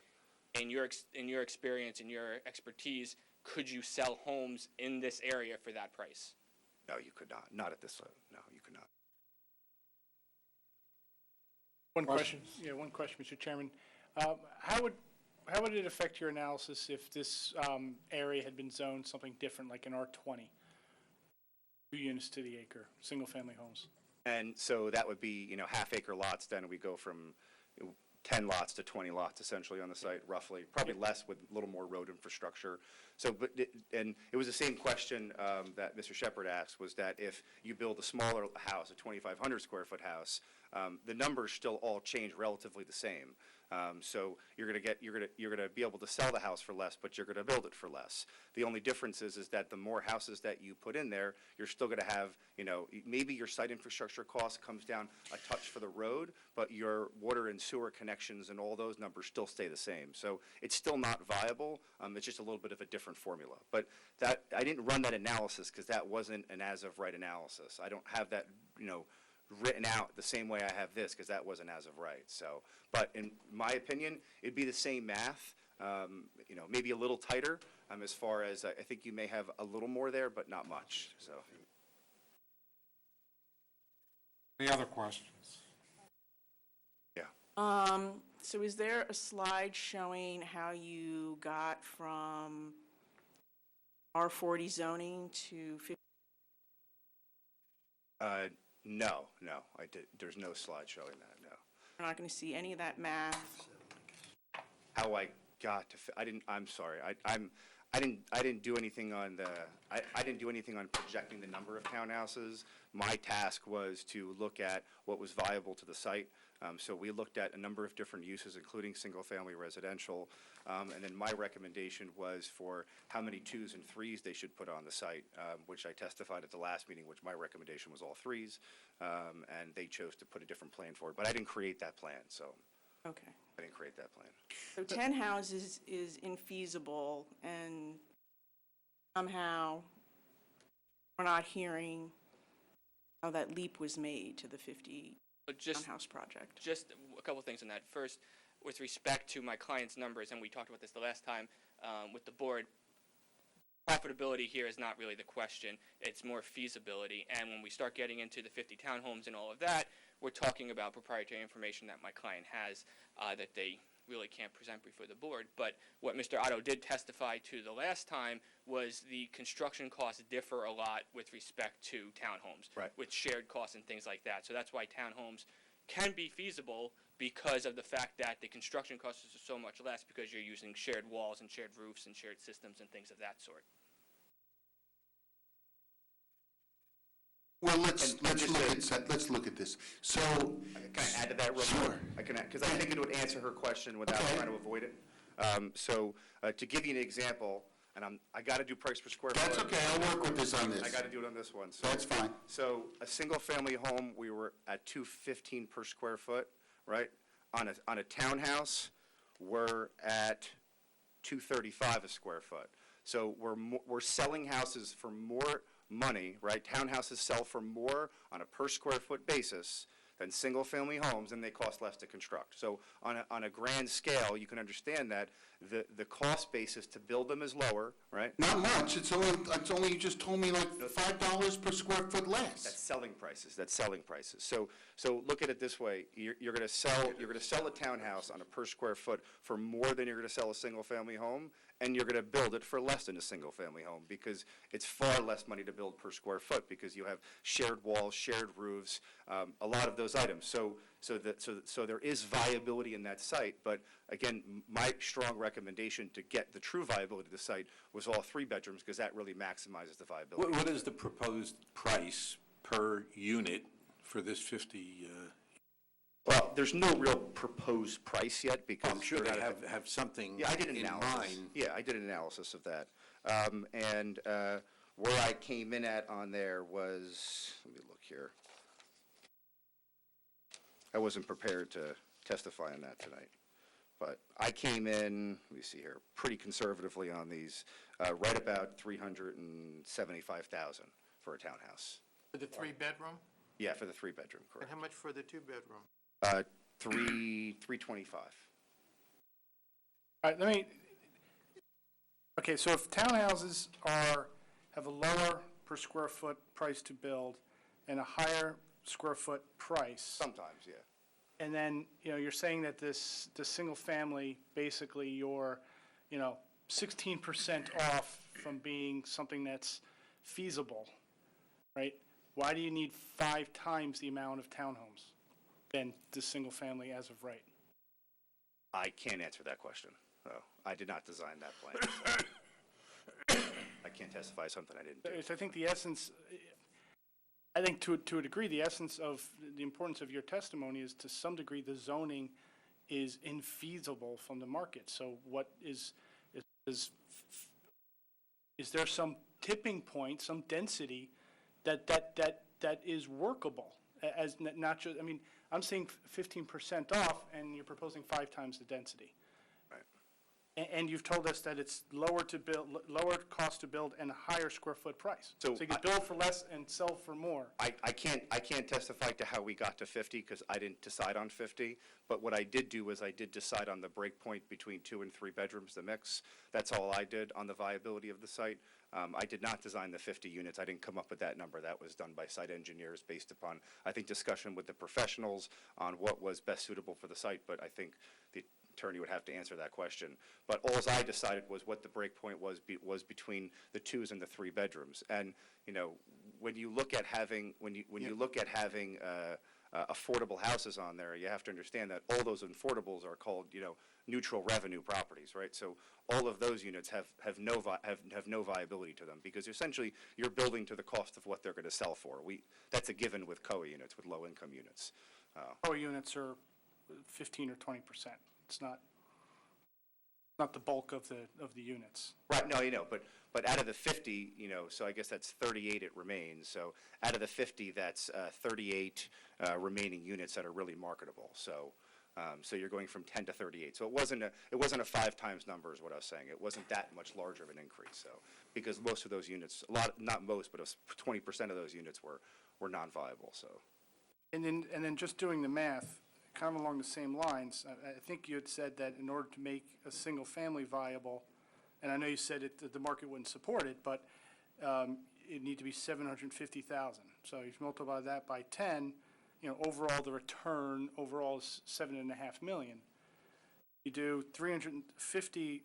Well, again, I know that's modified a little bit by the affordable, but 50 townhomes at 375. That's 18,750,000. So it's double.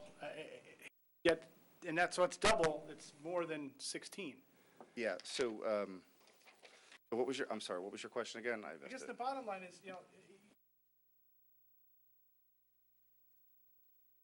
it said that a developer needs to have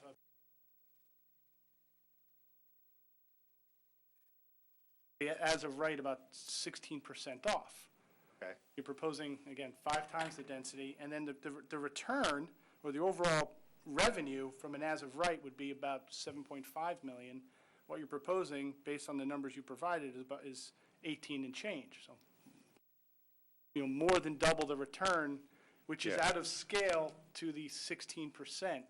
Yeah, I don't have full cash flow analyses on all these. I think we're going down. And I'm just speaking just round numbers here, trying to make sense of, and trying to put it into the context of a use variance. But on the build of those 50 townhomes, and the number you have was 18 million, you're not having the same construction cost, even though it's the price that Mr. Otto just gave us is per square foot. The price to construct those 50 townhomes is a lot more than the price to construct those. Not what he said. He said the per square foot is lower. Per square foot, but you're having a lot more square footage. You have more square feet. There's more square feet of townhomes than there is houses. Complicated analysis. Yeah, so you're talking 18 million, yes, coming in from those townhomes, but you're spending, the developer will be spending a lot more to construct those townhomes than he would be spending to construct those 10 single-family homes. Times 50, right, because you'd be building essentially 100,000 square feet. You'd be building 100,000 square feet of buildable area versus 30,000 square feet of buildable area.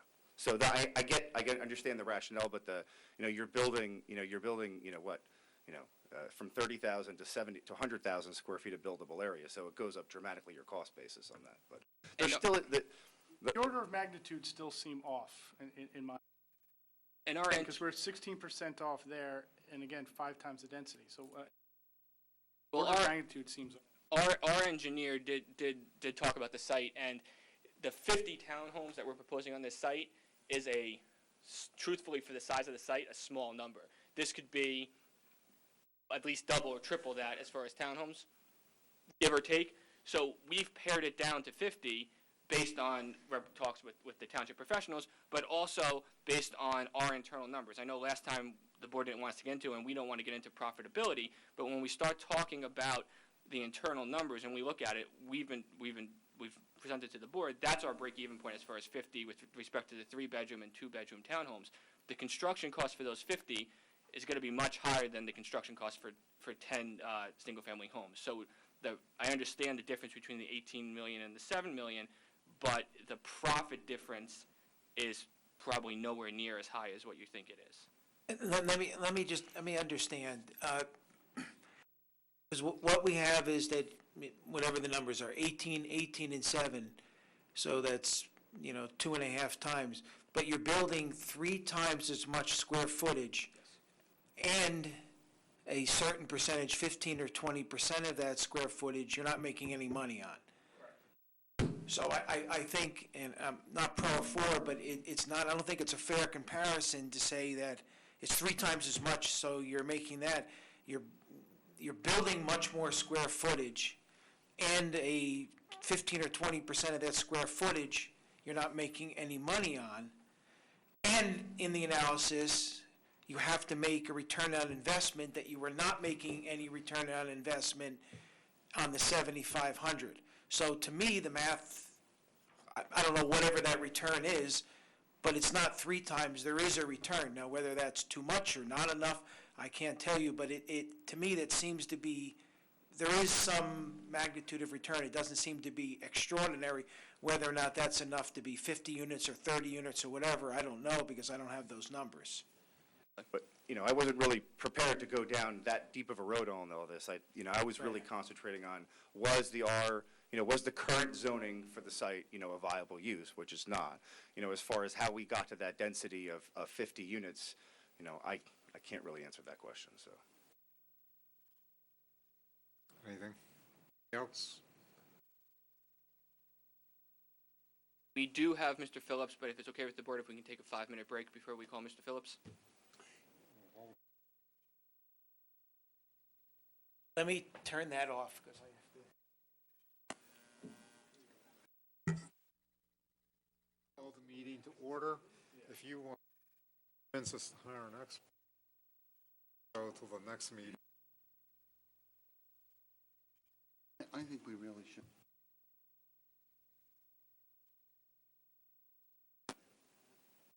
Yeah.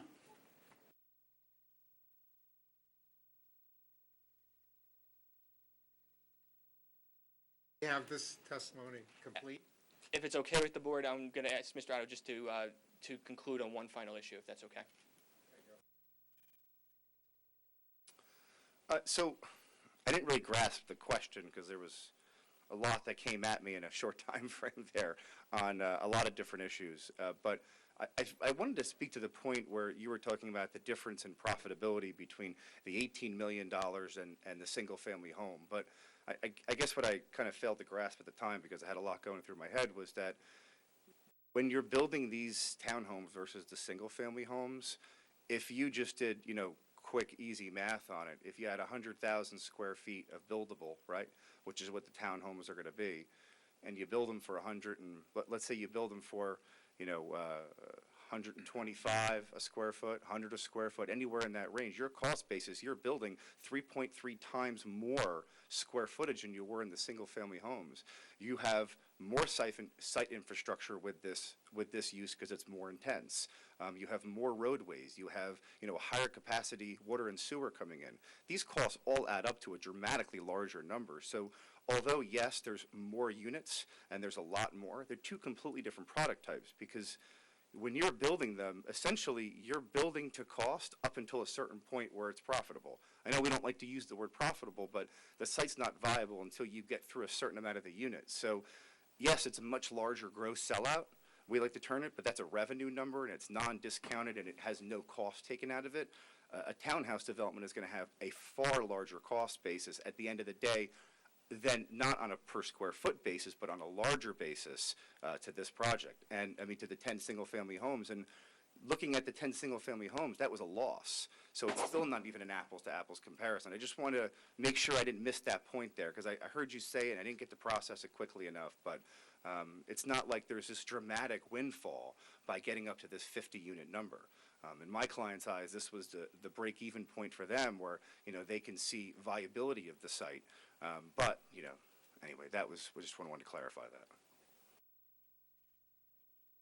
Okay, yes, and I promise we will get to Mr. Phillips, but I am going to ask if I can, just going to recall Mr. Coco, just to clarify one issue. So I'm just First, the board have anything else for this one? going to call Fred Coco. No, I wasn't doing it for you. Okay, just get a microphone, I'll swear you in if you're, well, actually, you were sworn in too last time, right? Yes, sir. Okay, so you're still under oath. Thank you. Yes. Mr. Coco, there was a question about how the site ended up with the proposed 50 townhomes. Can you speak to that? Yes, in working with the developer and looking at other. Oh, sir, others, I'm sorry. thank you. In looking at the zoning in other areas of the town, the area of the site and working with the developer, the density of the site is basically 4.7 units per acre. I find more typically, and I believe in your own ordinance, your densities are much higher than that for townhouse developments, but nonetheless, we wanted to keep it to we wouldn't want to be, have this overdeveloped, so we stuck with the lowest of the densities that we thought would be acceptable and still get the number of units that we have. And I would remind everybody that on the plan, we're showing a 20% set aside. So of the 50 units, 10 of those are affordable units. 5 are low and 5 are low and 50, and the remainder are moderate. So because of that, we felt that the density in terms of 50 units at 4.68 units per acre was a reasonable presentation to make. We didn't drill into, in my office and working with the developer, we did not drill into the dollars in that way that I think you guys were discussing before, is that we came up with the 50 units based on that. It was a matter of coming up with the townhouse project as a more viable project, since that seemed to be in the market of what is being built and what people are buying, and that would work out. That works where the single family didn't.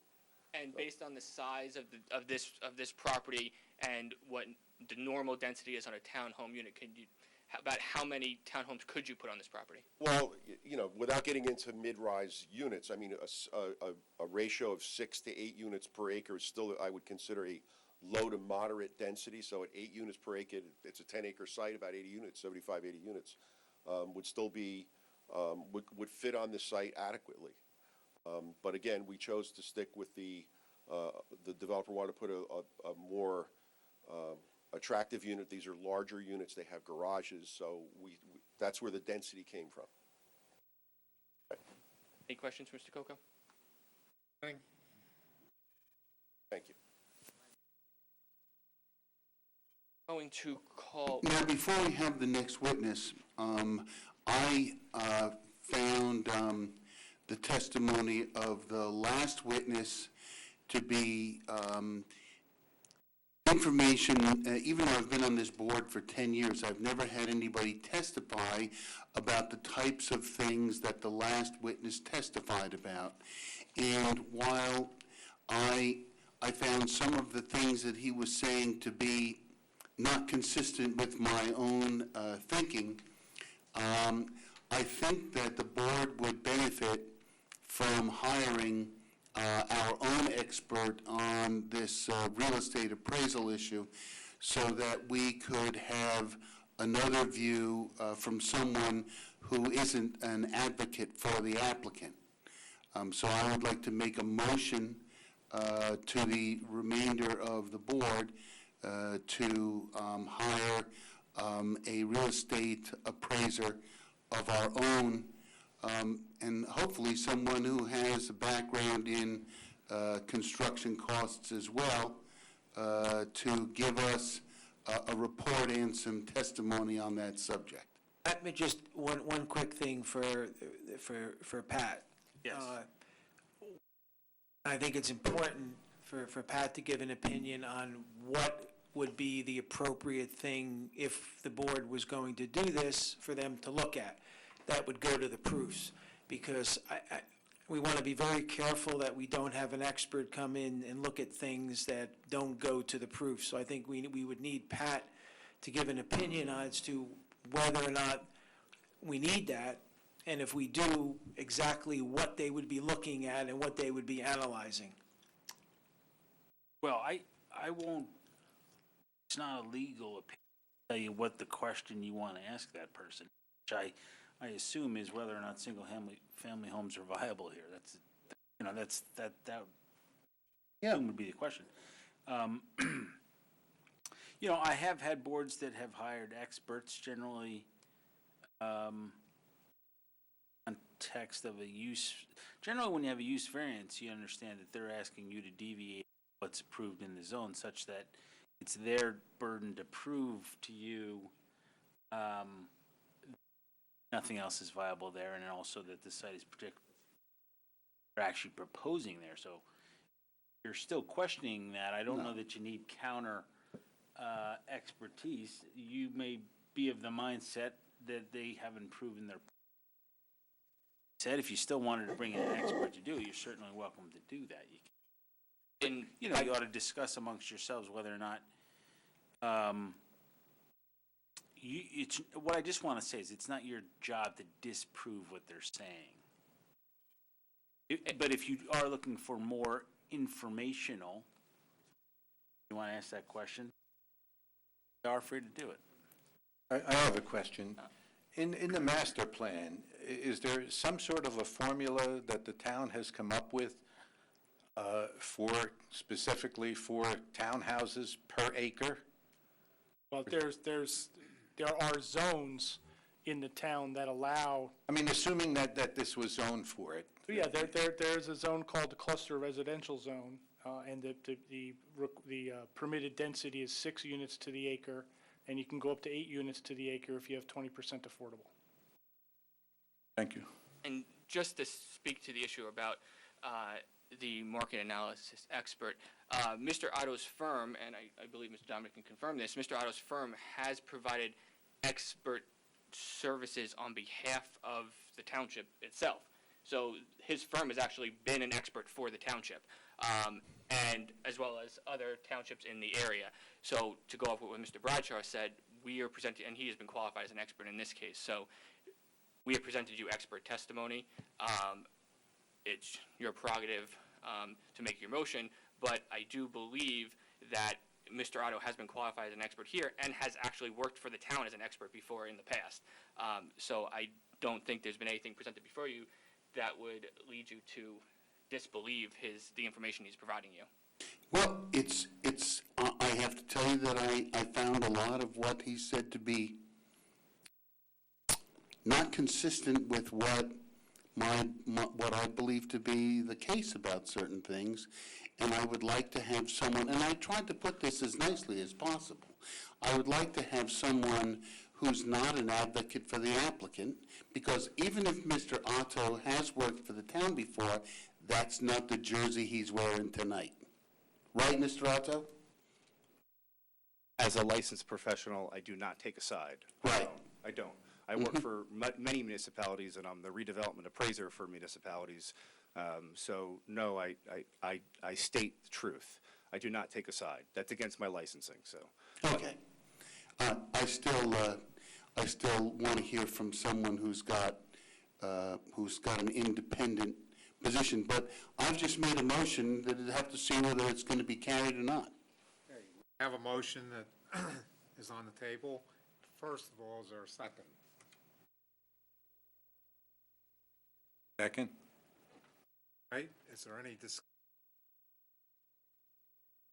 Should be. I don't know if we have the right questions to give to that expert just yet. even though he would maybe trying to represent us, I think we have to be very clear on what we're asking him.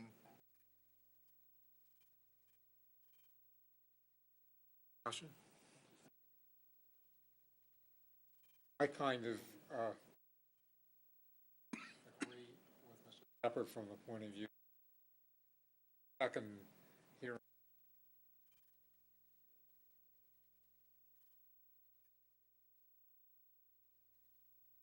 Point of view from another source and one that's not.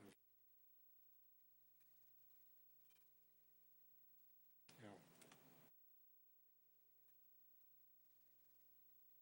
Take a vote, whatever it is, it is. Yeah. Other discussion? No. I poll the board on this.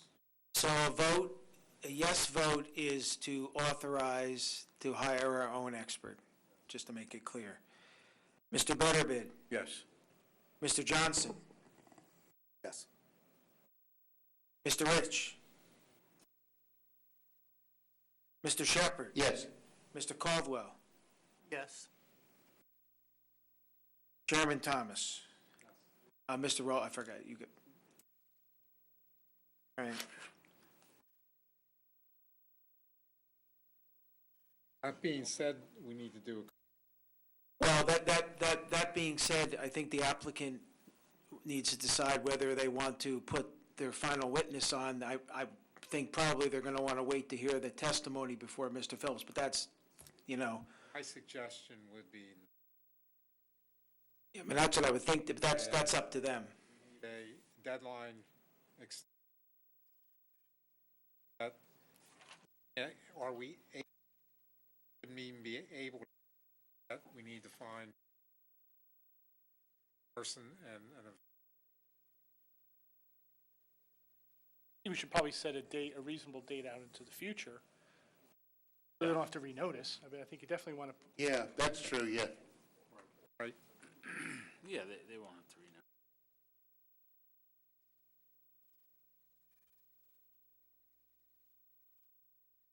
Who would be the person that would formulate the questions that we want? We can all do it. I mean, this doesn't have to be relegated. Let's get to that in a minute. First, Let's figure out what, the applicant's talking to see what the applicant wants to do here, so that, and then the board can decide, based on that, what we're going to do. Yeah, I think we do need some clarification of what the exact question you're asking the expert for and what he's going to opine on. And then second, what type of expert are you looking to retain? I know the question is you want somebody with this type of knowledge.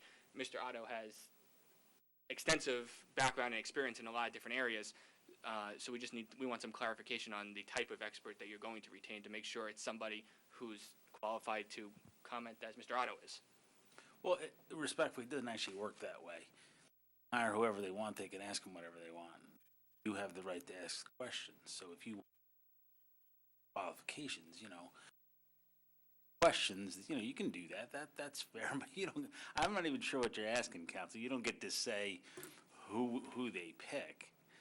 The only question they just asked you was whether or not you want to put your last word.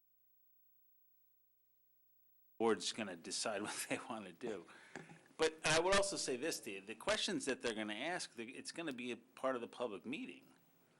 I mean, my suggestion to the board, I guess I'll say it now, is to obviously have whomever, they're going to have to work with the professionals and come up with a name of viable people. And then they'll have to watch the testimony. And I think the questions are kind of obvious. You want to cut to the quick and find out whether or not single-family homes are viable in any degree and to what degree, right? Or maybe you go along the lines of whether or not R20 or something closer to what is proposed there versus townhouses. I don't know. I mean, that's not something we're going to, I don't think we're going to sit here and write down questions tonight. I wouldn't do that because you want your expert, he or she, to look at the whole project and actually provide testimony unfettered by questions just as he was, and you can ask the person questions. Well, the question is this expert going to operate similar to Mr. Healy and provide a report that we'll have before time that we'll be able to review and comment on? Or is this something that someone's going to show up and just testify about questions? I don't they're know. gonna ask? Sure, we'll give you the same kind of report that he gave us, like zero.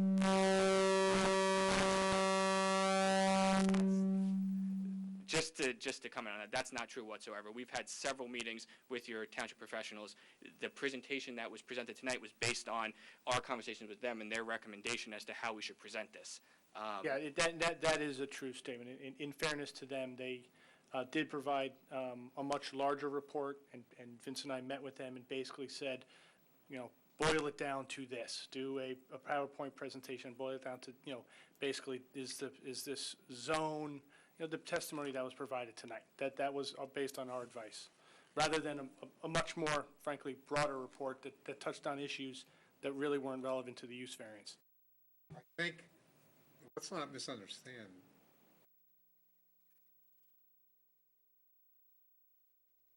Second, person may come back and verify. We simply want other point of view. And I don't think there's no intent to make this become a hostile situation. But I think that the testimony raised questions that we haven't heard before, and a few bits of information that probably are new for us. Look at them. Otherwise, you put your planner on, and now, from doubt that's in our mind, likely could be facing a rejection. Our purpose isn't to reject applications. I think we're being very fair. Understood, and I can't hold you to anything, but do we have a specific timeline in mind as to? I'd like to get it done as fast as possible. Fast, we can get someone, your availability, and I don't know, we've never hired someone like this before, and, and we have to go through a procurement process, so it's not as if, typically when we have someone on staff, we would hire someone like him who's already, we can't hire him because he's given us the testimony. So I can't tell you whether we have the ability tomorrow because we have a contract with someone and we can hire someone in a day, or whether I have to go out and do a bid proposal for this specifically, and it's going to take 6 weeks. I don't know the answer. I don't know the answer to that. My suggestion would be is that we carry this to a date, and I can tell you, we want to get it done as soon as possible. The board does. We talk to procurement and we say we have someone on, that we can hire and start to do work in a day. We'll do that. If we have to go through whatever process, we'll ask her to do that as quickly as possible. But whatever the process is, we have to do that legal process, and I don't know where we are. we say reschedule for the next meeting, progress report. Well, I don't think we can redo it for the next meeting, because, whoever we're gonna hire is gonna have to listen to all the testimony. My assumption is gonna wanna meet with Mr. Otto so that they can have a conversation, and then he's gonna have to do a report. We should have a direction, though, that we're going. We should know where we're going, but. I don't think He doesn't have to meet. doesn't have to meet with Mr. Otto, I don't see that. I think he does have to review the testimony. But I would think that the earliest that, you're gonna be able to do this is probably about 6 weeks. I would think that would be the early, even if we go as quickly as possible and we don't have to go out and for a proposal, it's gonna take a couple weeks to hire them, it's gonna take a couple weeks at least to do the report. Do it, 6 weeks. So, this is January, so I would, I would say to be safe, we'd probably be looking at a meeting in March, probably the March 16th meeting. Because the March 2nd meeting, we already have 3 or 4 things on the agenda. So I would say the March 16th meeting would be the appropriate meeting. Would be expecting that we would be able to have the information and conduct a hearing. I would say that we will do our best to do that. If we can't do that, we will speak to the applicant and speak to the board. If the procurement process takes a month before we can do it, then there's an issue. I mean, we will do it as quickly as possible. That's fine. That's fine. Just get, as long as mentioned.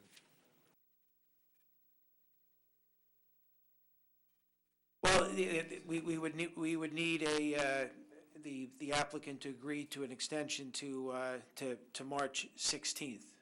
And we would carry this without further notice, you know. That's fine, we'll agree to the extension. All right, and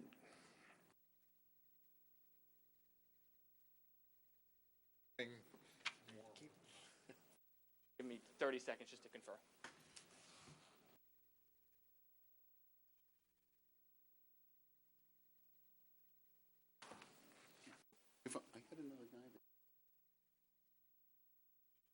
No, that's it for now. We're going to hold off on calling Mr. Phillips until after we have this issue wrapped up. Okay, then we'll carry this to March 16th. No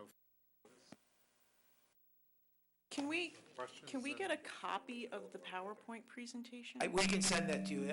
He sent it to us this morning. I think, is what you sent him the actual PowerPoint, or? Well, I'll Yeah, you'll send me- have Chris send you the Okay. actual PowerPoint. Yeah, even, I mean, just for the record, we should have it in the file. Exactly. And then, obviously, since this was part of the testimony, It's- the it's- whoever exhibit we already hire more needs to busy. look at it.